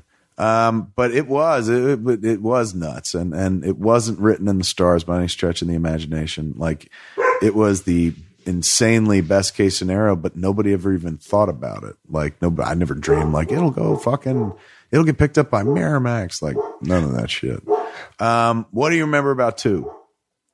Clerks 2? Yeah. I mean, my very, when you mention Clerks 2 to me, the thing I remember is the very surreal moment of pulling into the parking lot day one and seeing the trucks there and the number of people. Like it was so strange from what we did in 1 where our crew was Walt, and now all of a sudden we've got trucks there. It was pretty wild. And again, sort of Clerks 2 was sort of ignorance is bliss. It was like, there was the convincing thing. We all know that story to get me to do it. For those that don't know, initially Jeff was like, I don't know. Jeff has always honestly been a bigger safeguard of Clerks than me. You would imagine I'm the most protective person of Clerks, but Clerks 2, he was just like, you said it very eloquently once. You were just like, for whatever reason, like people like that movie and we did something with it. And what if we fuck it up by making another one? Like a lot of people like that. And we have that in life. Like why do it? Why press the issue? Yeah. And I was just like, cause I want to see him again. I think we could do it one more time. So it took a little while, but by the end of the first week, you were like, oh my God, I love this. I remember for me, it was the moment when I showed you cut footage. Yeah. That's when you were like, I'm in. Yeah. And it was a bunch of cut footage, man, but it was the Brian and Rosario scene. Yeah. Where he's getting ready to paint her nails, where you lean in and shit. They're a little falling in love kind of thing. Yeah. And then you were like, holy crap, we might actually pull this off. Well, it was the same thing. It's sort of ignorance is bliss. I'm showing up on the set. It was like, first there was the idea of Clerks 2 that I had to get my head around. And then there was agreeing to do Clerks 2. And then there was the realization that I'm actually in it to pull it off. So, that's weird. And like I said, to go from Clerks to go down to this, you created a store. I mean, there was the fast food restaurant. You guys built it out to see that, wow, there's money being spent here. There's a whole bunch of people that are here to do this. And then it was like, fuck, dude, I'm in this. I'm one of these guys. Yeah. I don't know that I can act. I don't know where this is heading. And it was sort of like, for me, it always takes me a little bit to settle down. And the first couple days on camera and with all the eyeballs on me was weird. And you're right. I do remember coming up to the days in where you were staying and you had cut some stuff. And I remember going in there and watching it. Like, you had the store. You had built out the movies there, and in going there and pulling up and seeing it, the colors were so in your face bright. Like it was like, you know, all the questions came up doing Clerks. Is it going to be black and white? Are you going to do low budget? And, you know, to show up day one on the set and to see it like such bright colors, it was like such a It was the opposite of Clerks. like it was like, holy shit, what are we doing? So I needed to see that footage, and the way, you know, to Dave's credit, the way it looked and the way it was shot was like, wow, well, we're now making movies. Yeah, you know? yeah. So it was it was an eye-opening thing. It was bizarre. What was your favorite part of that flick? Clerks Working 2? on that flick, yeah. Working Making on it. I don't know. Well, I mean, my favorite line is still where Rosario and Brian are talking, and you know where this is going. I could not stop laughing. And Brian's terrifying moment in life was that he was going to have to dance at the wedding. It captured your imagination, man. Just fucking. I could have watched a movie about that. I'm trying to remember the exact line. It was like, I can't dance, can't dance. Oh, it was when he was just like, you know I'm some schmuck that can't bust a move. It was that. It was some schmuck can't bust a move, and you were like, oh my god. That scene, like I walked into that scene and would exit out, and the way it was set up, I would exit into the restroom of the convenience store, and I remember just being in there, literally coming out of there, and my lip was bleeding because I was laughing so hard at the delivery of it. He was like, I don't know if I can bust a move. Like, it just fucking slayed me every time. But like, yeah, I don't know that I necessarily had a favorite moment or a favorite time. It was, to me, it was sort of all encompassing. It was sort of getting there, letting the realization of it sinking in. It was sort of letting go of the protectiveness of Clerks and seeing the footage, and it was just a fun time. Like, regardless, it was bigger than Clerks. You know, we had a lot more bodies there, but the set felt the same. Yeah. And that was a weird thing. Like, I expected it to be, oh my God, and I got to answer to this person, and my God, they're ushering me to the set. I mean, it seems strange. We didn't have trailers on that movie. It was such a unique situation. We were, you know, we had this closed Burger King that they were about to get rid of. Right. So it'd been like closed and derelict for like a year. And we were able to rent it and redo it and do whatever we want. Right next door to us was a Days Inn. Right. So at one point, like, we'd seen a sign and it was like rooms $25 a night. And, you know, I was just like, is that viable option to Rooms trailers? by the hour. Can we break this off in increments of 12-hour days? How many people could we fit in a room? It worked out though. It was so like you walked down the steps of the Days Inn and you fucking walked about 25 feet and you were in Clerks 2 world. But I think though, again, how things line up, I think that location lent itself so much. I mean, you don't realize how easily you could have freaked me out and that could have gone horribly. Really? Like deer in the headlights, you know. Walk around the corner and there's a big pig set. Very loud colors on the place. Yeah, I mean, but it was like that drab Days Inn lent itself to the drab Quick Stop. Yeah. It was a progression that was, it really helped. I think had we gone there and it was on a busy street and, you know, people were trying to figure out what happened. I mean, we had 2 kids there watching us film every day who eventually made it into the movie, which I thought was cool. But, you know, they were our audience. Had it been like, you know, what if we shot Clerks 2 in New York City and had to shut down I would have been a fucking basket case. Dude, fuck that. What if when we shot it in Jersey, when we went back to Quick Stop, we had more people watching the movie there than we did when we were shooting in where is it? It's not Long Beach, it's Buena Park. Yeah. Which I still, and anytime I go down there, like every once in a while I go do a gig in Brea or something like that, or Orange County. Anytime I go past that place, if I'm passing it on the way home, I'm like, take this exit, and I still go. It's gone. They leveled the fucking joint. Right. But they never put anything else up. So it's just this big lot where it used to stand. And I go there because I'm like, God, it's some of the best times I ever had in my life. I had on this piece of property, like this and the Days Inn, which is no longer a Days Inn, it's something else. But it was a unique situation where everybody had like their own hotel room at the Days Inn. And then when I moved the editing room there. I was like, I'm just going to edit here. And then I started staying overnight, and like, yeah, there were roaches, but like, you know, you just fucking threw some traps down. And What? There was roaches? Muse, I remember day one, like we went early, way early down to the set because he was like, I want to set up my room, because he was like, I got my own room. And like right away, like he found roaches, and we went to Target and he bought all these fucking roach traps and shit. One of my best mornings was walking into the Days, because I wouldn't stay at the Days Inn. I was driving back and forth. I like to sleep in my own bed. It was much more comfortable. But one morning I show up, you know, and there's Muse. Muse had the room at the end of the hall. And I remember he's always excitable. He was very excitable on that set. Yes. He was the set cheerleader. He was a cheerleader. He had a camera. He was filming stuff, and it was very strange to see Jay in that role.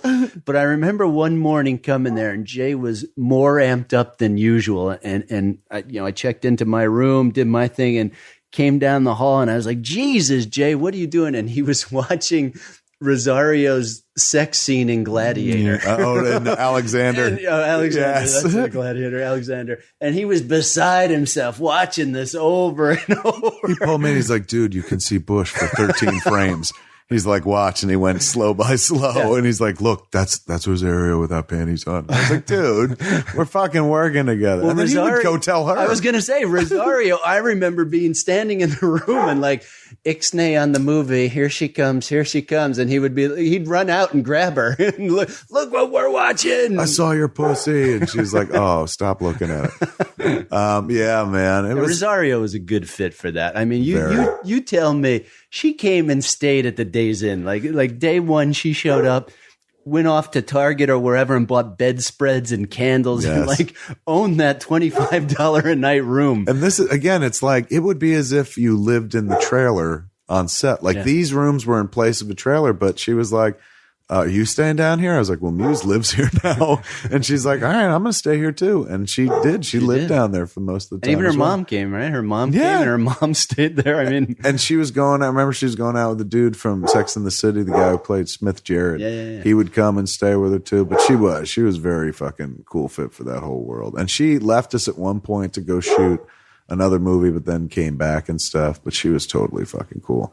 And again, like with things lining up, that could have been death.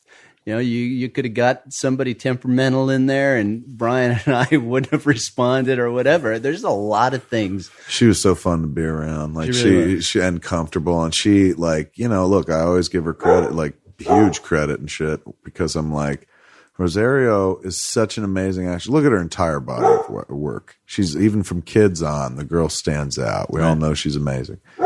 But she should have won a fucking Academy Award on Clerks 2, because she makes you believe that in any world she would fuck Brian. Like, it's crazy. You believe that, you know, and then Brian, everyone, he's like, stop telling that joke. But it's true. It's like that performance, you go like, I fucking buy that she's in love with that guy. I buy that they fool around one night. Booey! Fuck, even the dog agrees. Yeah, the dog's like, I buy it. One of my favorite things I've ever put on film, top 5 favorite moments of shooting, jail sequence, man. Jail sequence, I remember, was something that got better the night before. I did another draft and I was like, do this. Getting attacked by the dog. I know. Get off my leg. Off my leg. It was very, Pooey, come here. It was very, that was the one that you were most trepidatious about too, because you're like, oh, this is acting. This is emoting. Yeah. Oh, but you fucking crushed it. It was such a great fucking day of shooting. That scene was like, I remember we cleared the set and we rehearsed it, and then we brought in the keys. Because we had never rehearsed it. And we rehearsed a lot. And that always helps things and makes things easier, is to get to the set. We got down there, rehearsed, know where you're going to be, so you could take your mind off of that. And that's one scene that we didn't rehearse. That's right, because when we were like, we were always in Buena Park. And even before the place was built, we were sitting there like rehearsing as they were building the set, building out the fake movies. Easily one of my favorite scenes I've ever shot. Easily one of my favorite scenes in anything I've ever done. What do you remember about shooting the jail scene? I mean, just that. It was something that we didn't rehearse. And I didn't want to rehearse it because I'm not an actor, and I was afraid I wouldn't be able to sustain that moment of being in that moment. So for me, it was you're just getting past the nerves of doing it, and doing it with eyeballs on you, and in that, it was just it's a surreal moment. All of it is kind of an odd moment. It's like I said, going into this, I don't actually think about what's required of me. I just go, oh, we're going to make a movie again. It catches up along the way. And then it's like, as I'm driving there that morning, I'm like, oh, shit, this is a big scene. What did we finished in Jersey? Yeah, that was the last part. That was the last thing we did? Oh, wait, no. I seem to recall the jail was my last. Oh, maybe it was my last California That was scene. the last California scene. Yeah.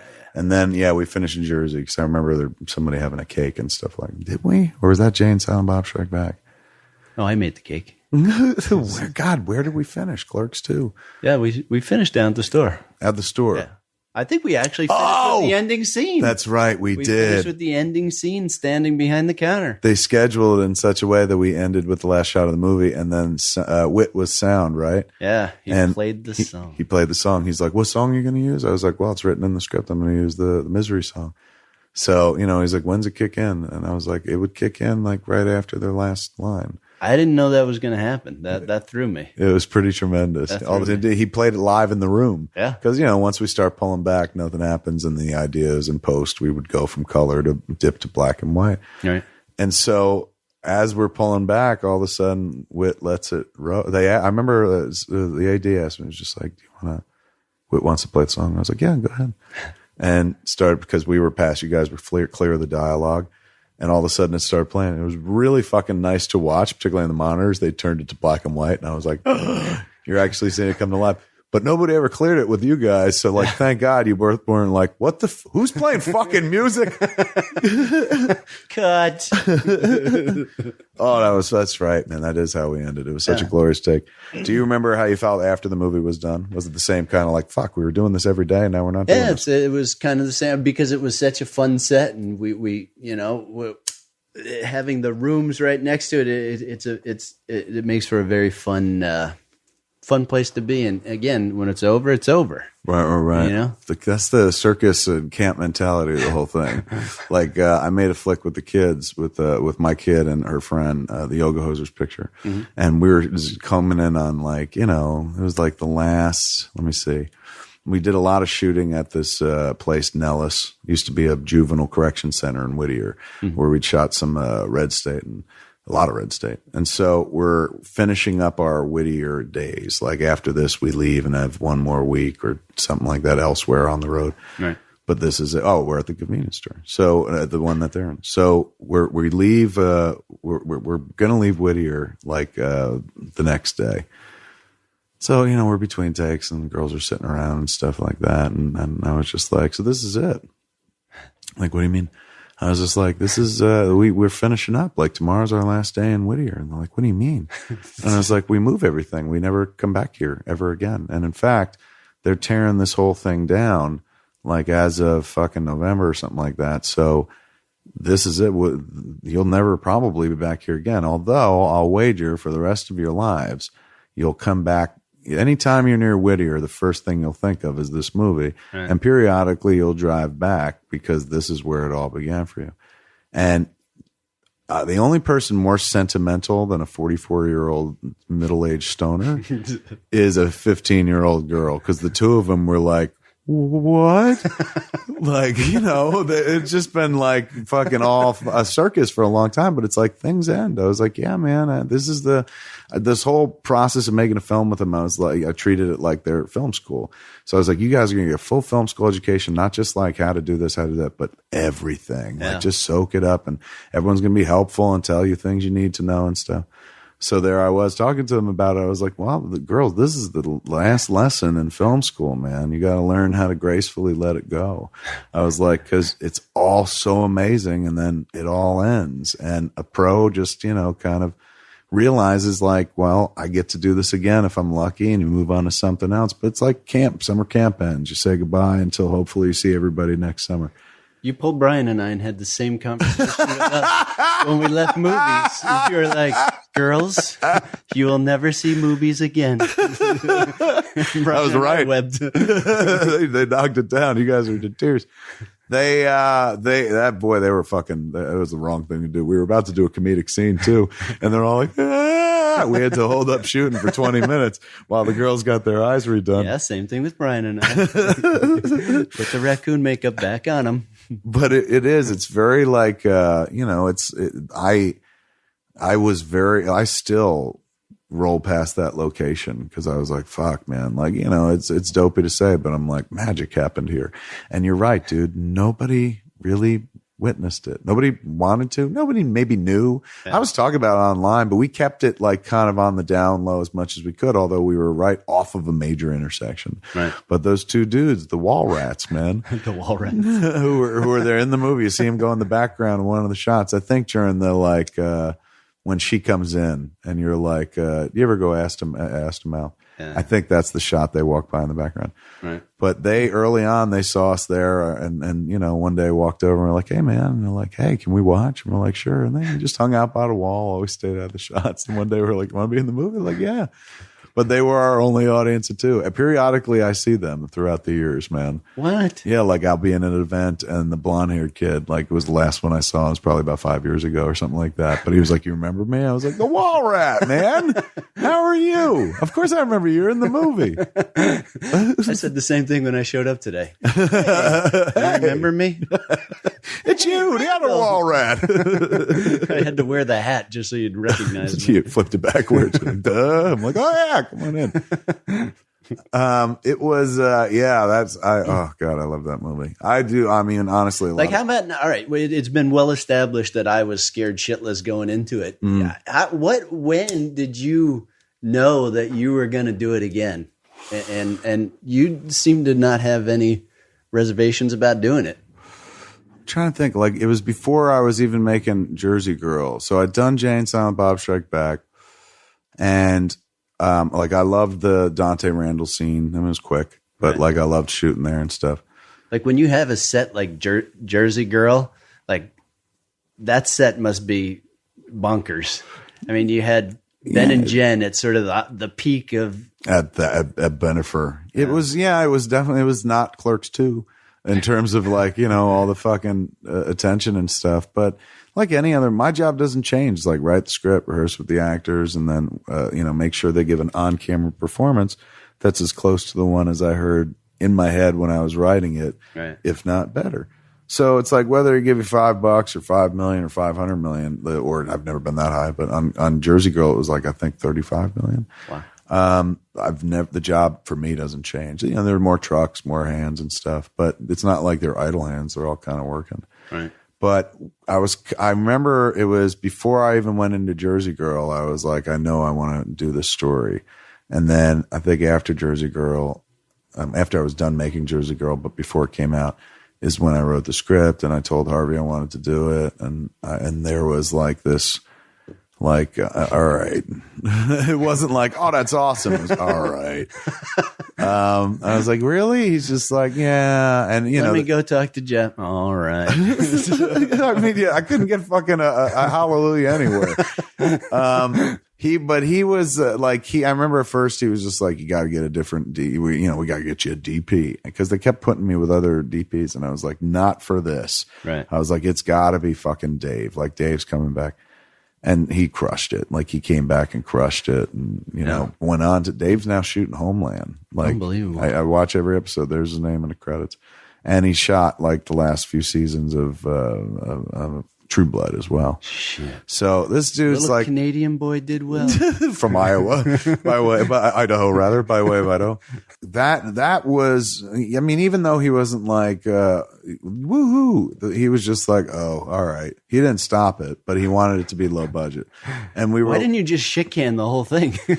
Dave's like, all right. Harvey's all right. I'm all right. I never, like, for me, the motivation isn't like the money, and it's not. I just want to see the movie. Like I get to a point where I'm like, you keep the money. I just want to see the movie. Right. So for me, it's easy to keep going, because the only way I'm going to see the movie is if, fucking I make the movie. Right. Otherwise, it's just some fucking shit on paper in my head and what might have been. So that's enough every day to be like, no, I want to keep going. And, sometimes you carry the faith. Sometimes people carry the faith for you and stuff. When you're the director, the biggest job, or the writer director, I mean, at least in my case, I can't speak for everybody, but in my case, the job, it's not so much about like put the camera here and fucking tilt it this way and shit like that, as much as it's about, okay, people, we're going to put on a show. Like it is about keeping everyone excited about an idea over a prolonged period of time. Right. Somebody says something cool to you. They're like, let's go fucking drink and bowl. You're like, fuck yeah. And you go do it in the moment, because if you had like 30 days to think about it, you'd be like, I could think of 90 better things to do than go drink and go bowling. Not me. But in the world, that was an easier sell than Clerks too. In a world though, where, you're like, let's make a movie, like right on. And as we saw when we were making Clerks first night, everybody was there. Everybody was crammed into RST Video. There were a lot of bodies, 15 people. By night 3, there was Dave, Scott, the 2 Canadian boys, Ed Hapstack, and us. Everyone, because everyone watches like, this is it. We keep saying the same shit over and over. This is boring. And then they move on. It's film's repetitious. So, sometimes the job is just to keep the energy up for everybody, so that, that's why I like on Clerks 2, I was already kind of in the mode of cutting while shooting. Yeah. And now, like, I could do that on a laptop. I can go even fast. I don't need a big room. Mm-hmm. So I can literally sit on set and fucking edit the movie while we're shooting the movie. Not the same scene. You could do that if you wanted. But I'm usually working on the previous day's work and keep almost up to date. And it's awesome because you get to show the cast and crew all the time. Yeah. Every step of the way. Just like in Clerks. And that's kind of where I learned on Clerks too. I was like, come on up and watch this. And like, the more people watching it, the more opinions you hear. I mean, if it's fucking funny, if you hear it in the room, if not, you know where to trim and shit. Yeah. So I kept that process going where everything, I just bring in the laptop and I'm like, this is what we did yesterday. And you show the cast and crew, everybody, take the time, man. It's never longer than 20 fucking minutes. But that 20-minute investment of time of showing a motherfucker like, this is what you did. Keeps everybody going. Because it's all theoretical unless they see a movie. Otherwise, it's this, nobody ever thinks of the fucking crew. Like even when they do premieres, it's like there's the premiere and then there's a cast and crew screening. And it's like, well, shouldn't the fucking crew go to the premiere? Like they literally made this. Instead, they invite a bunch of strangers. So for me, I've always been like, fuck, I ain't got nothing without the crew. So showing the cast absolutely makes sense because actors fucking like go like, holy shit, I look cool. Or they go, holy shit, I got to self-correct or whatever the fuck. Showing the crew just goes like, oh, we're actually accomplishing something here. So I've kept that going. That's been a really cool part of the process, man, because it makes people see it come to life, and everyone works fucking way harder because you saw it happen to me. It's true. You're living fucking proof. I really do remember that morning. I was I mean, I hate it's an overused term, but that was a fucking game changer moment, man. Where it's just like, this is what the movie looks like, and this movie's not bad. Like, the one I had in my head was terrible. Oh fuck! I got to explain movies to Anderson again. Look, see, 24 of these go together, pictures, and then it becomes a second of film. See.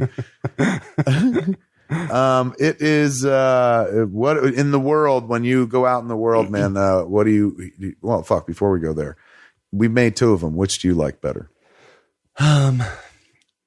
For me, I like Clerks 2 better. Yeah, me too. And not because of the movies. The movies themselves, I think about the situation. Clerks 2, I became comfortable with it. Like whether or not I acted and I did well, I became comfortable with it, and I became comfortable in front of the camera, and it was easier, and it felt, once that anxiety is gone, it felt better. So for me, that felt better, and it was more of a learning experience. Like when we shot Clerks, it was like stand here and talk. Number 2, it was sort of, we had a professional crew that really explained things. Right. No drumming on anything while you're talking. So that was much more of a big like film experience for me. So that one would be the one that I liked. In terms of watching them, like I love them both naturally, but Clerks 2 I find eminently more watchable because like you get a lot of the same fucking sass and fucking humor, right? But there's heart there. That's like, Clerks is not a cold movie, but I would never call it a heartfelt movie. I remember when I made Mallrats, I remember Janet Pearson saw Mallrats and she was like, it's like it has the soul of Clerks, but it doesn't have the heart. And that always confused me because I was like, Clerks has a heart? Yeah. Like, I don't think of it as heartless, but I think of that movie as God,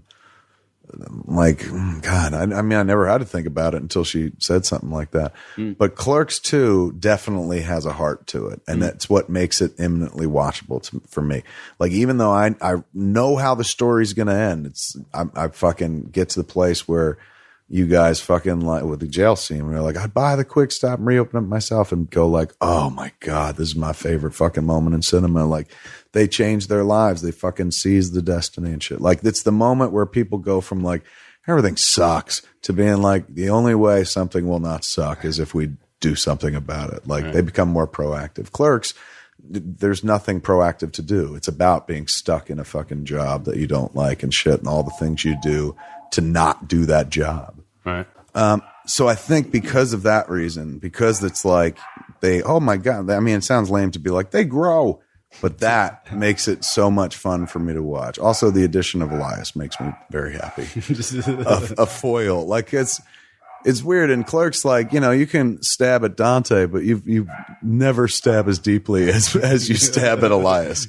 And it makes for more fun for me, man. How did you come up with Trevor as Elias? That was you. That was seeing your flick. I know, but like when you saw it, like did you know after seeing Now You Know that you wanted to use him for something? I liked him a lot in that movie. I thought he was like real natural. Right. Like he had but it's weird because he does a performance that's 180 degrees. It's a character performance, more like mine. He was very natural. This is more charactery. Yeah, he does. He sounds closer to who he is in real life.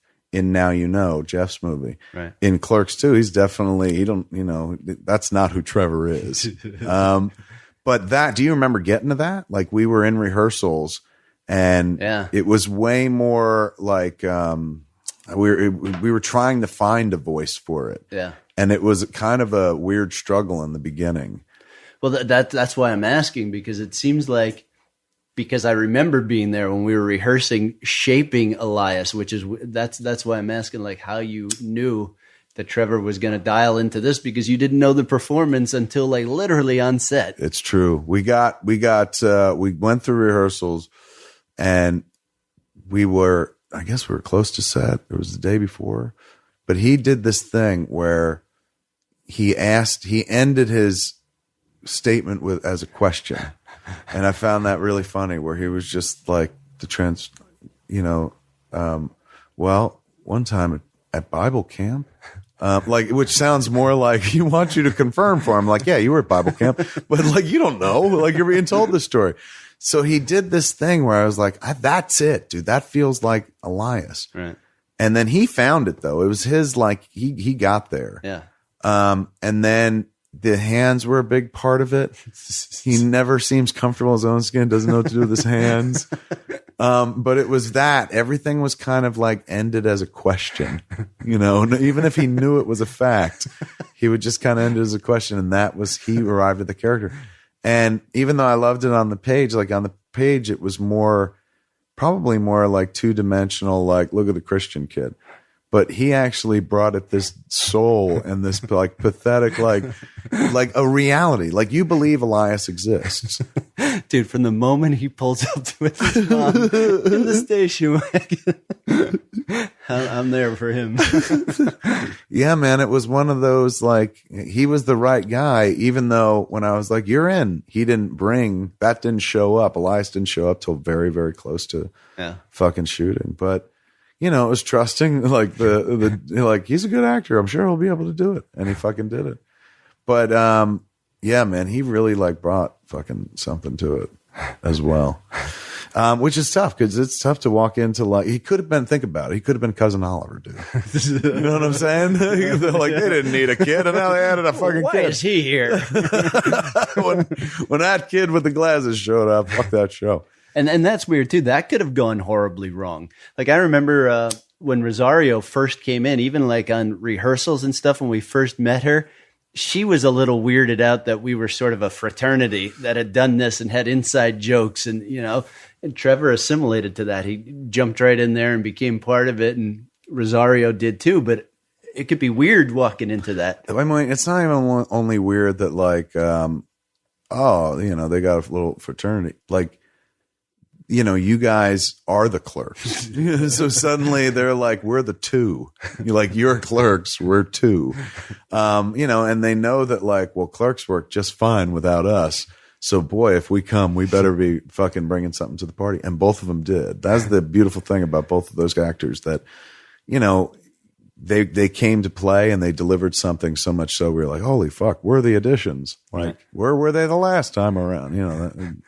We got very, very lucky with them, though. All right, man. So, how do you feel about 3? Are we doing a 3? We're doing it with 3. There's plans in motion. There's money. Everybody's waiting for a 3, and now the timing feels right and stuff. It's casual, right? So, yeah, there could be a. You had 3 talked in June. about doing Clerks 3 as a play, which brings me to my next question. What the fuck were you thinking? I mean, really? I was thinking, play? I was in the zone of like, I got to make it interesting for me, because if it's not interesting for me, it won't be interesting for anybody else. And so I wasn't making films at the time. I'd stopped making after Red State, and I was like, I had just gone to see Book of Mormon, and I wrote Jeff an email. Like, I was sitting on the balcony at the hotel in New York and stuff, and in the morning smoking, and I was like, oh my God. It would make it really interesting if we did it as a play. Like, we mounted Clerks 3 as a production, did a limited run on Broadway or off Broadway. And so I wrote to Jeff, I was like, I'm thinking about doing Clerks 3 as a play. And, we could probably get you one of them Tonys.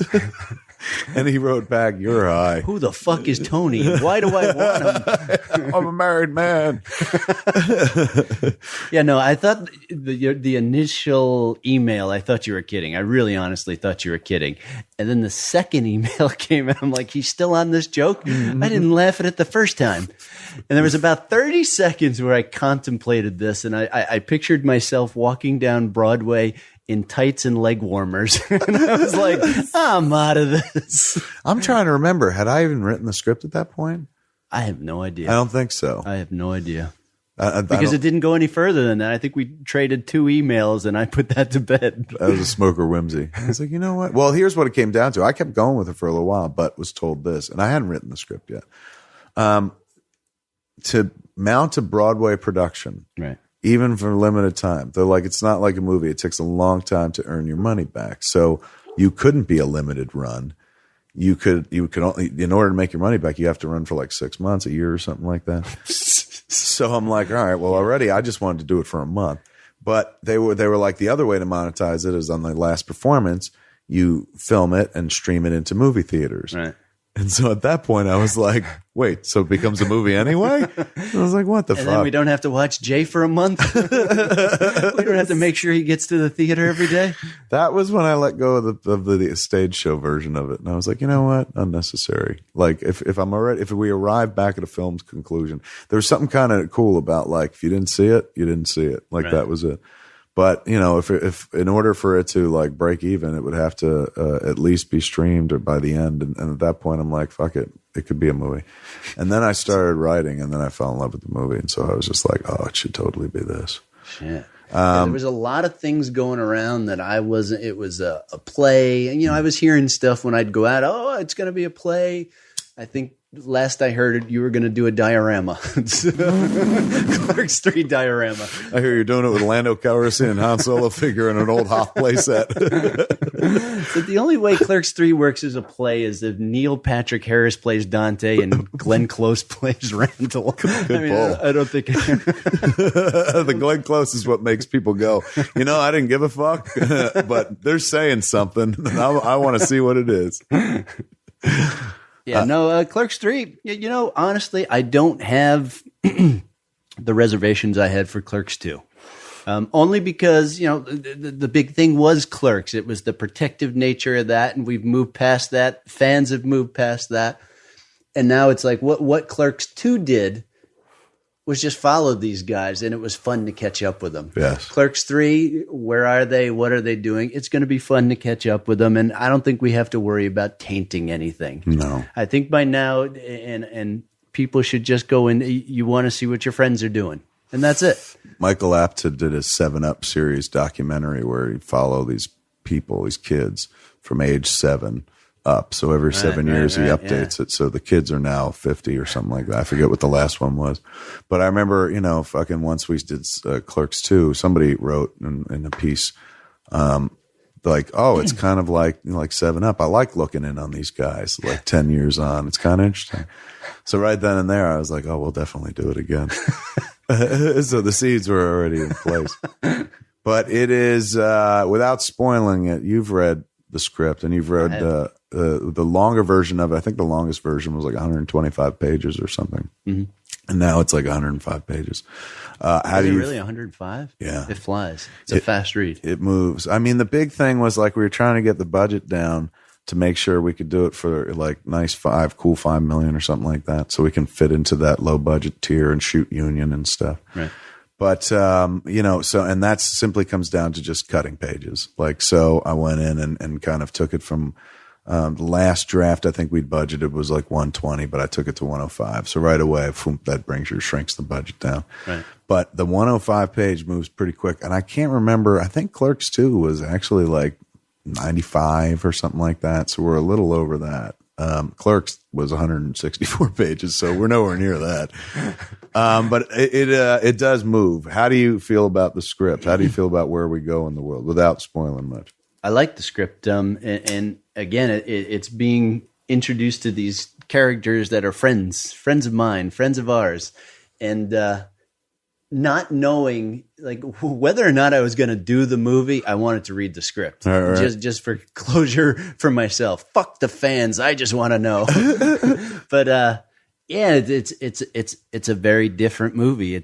And that's what I like about it. Clerks 2 was a very different movie from 1, but it wasn't that different. Right. Clerks 3, still not that different, but different in a different way. Yeah. Different.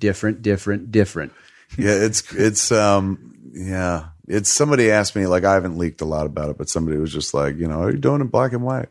And finally I said, the first 10 minutes are in black and white.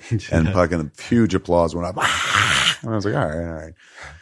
But no, to do the whole thing in black and white, we do enough black and white that kind of makes sense. Right. But I like where it fucking goes so much. Like it's my favorite soap opera now.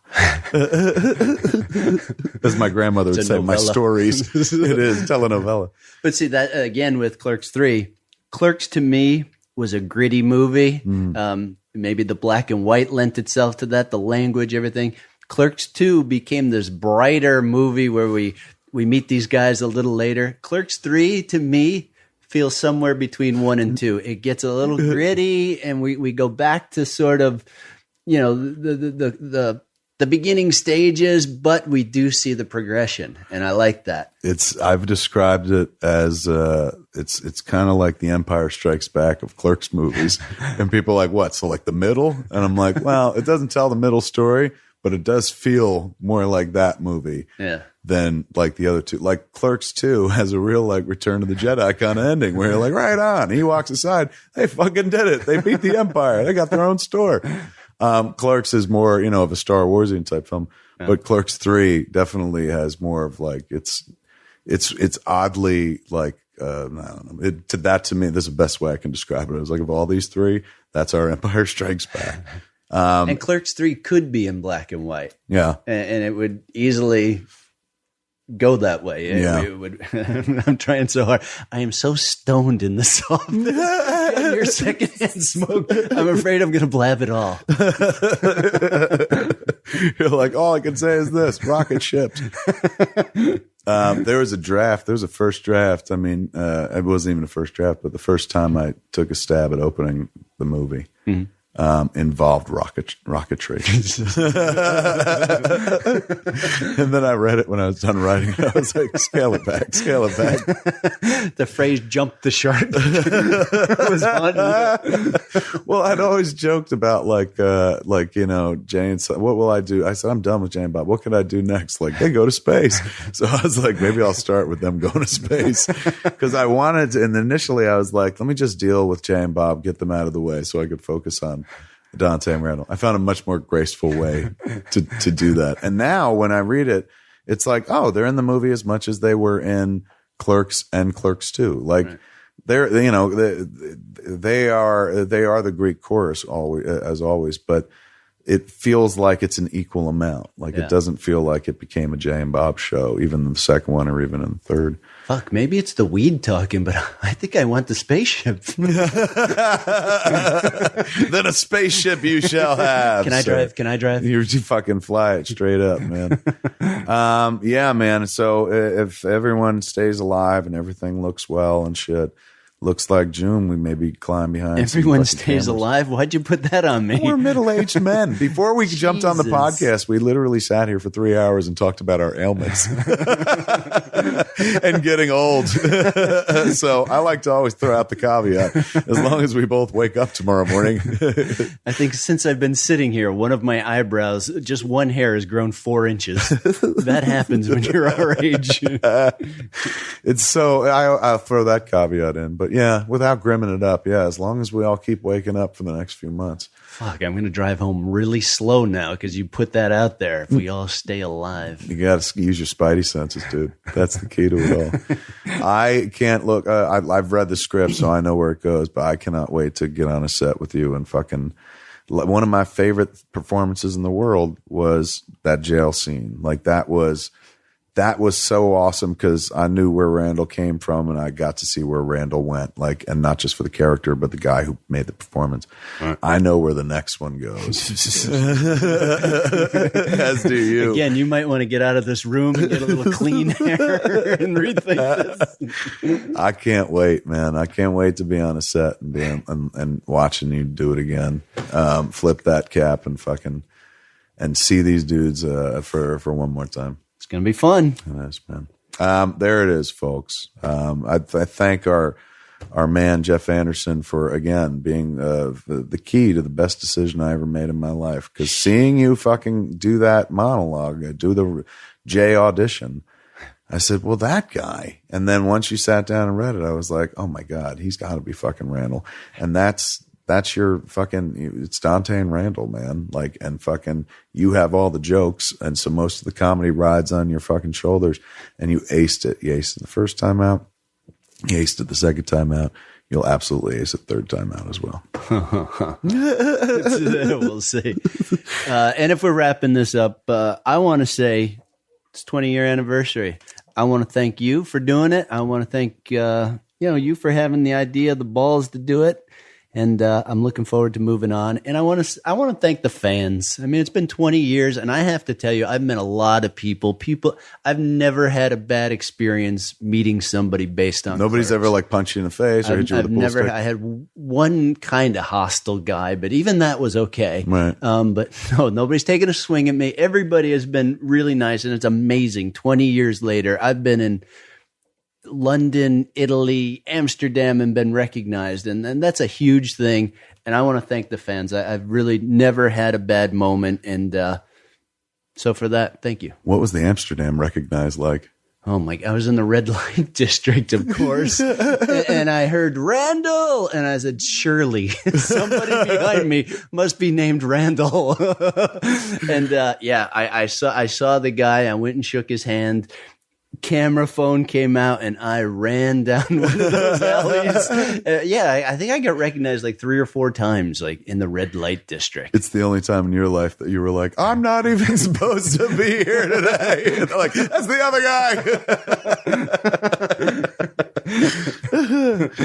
guy. Right on, man. That's Smodcast for this week. I'm Kevin Smith. I'm Jeff Anderson. Have a week.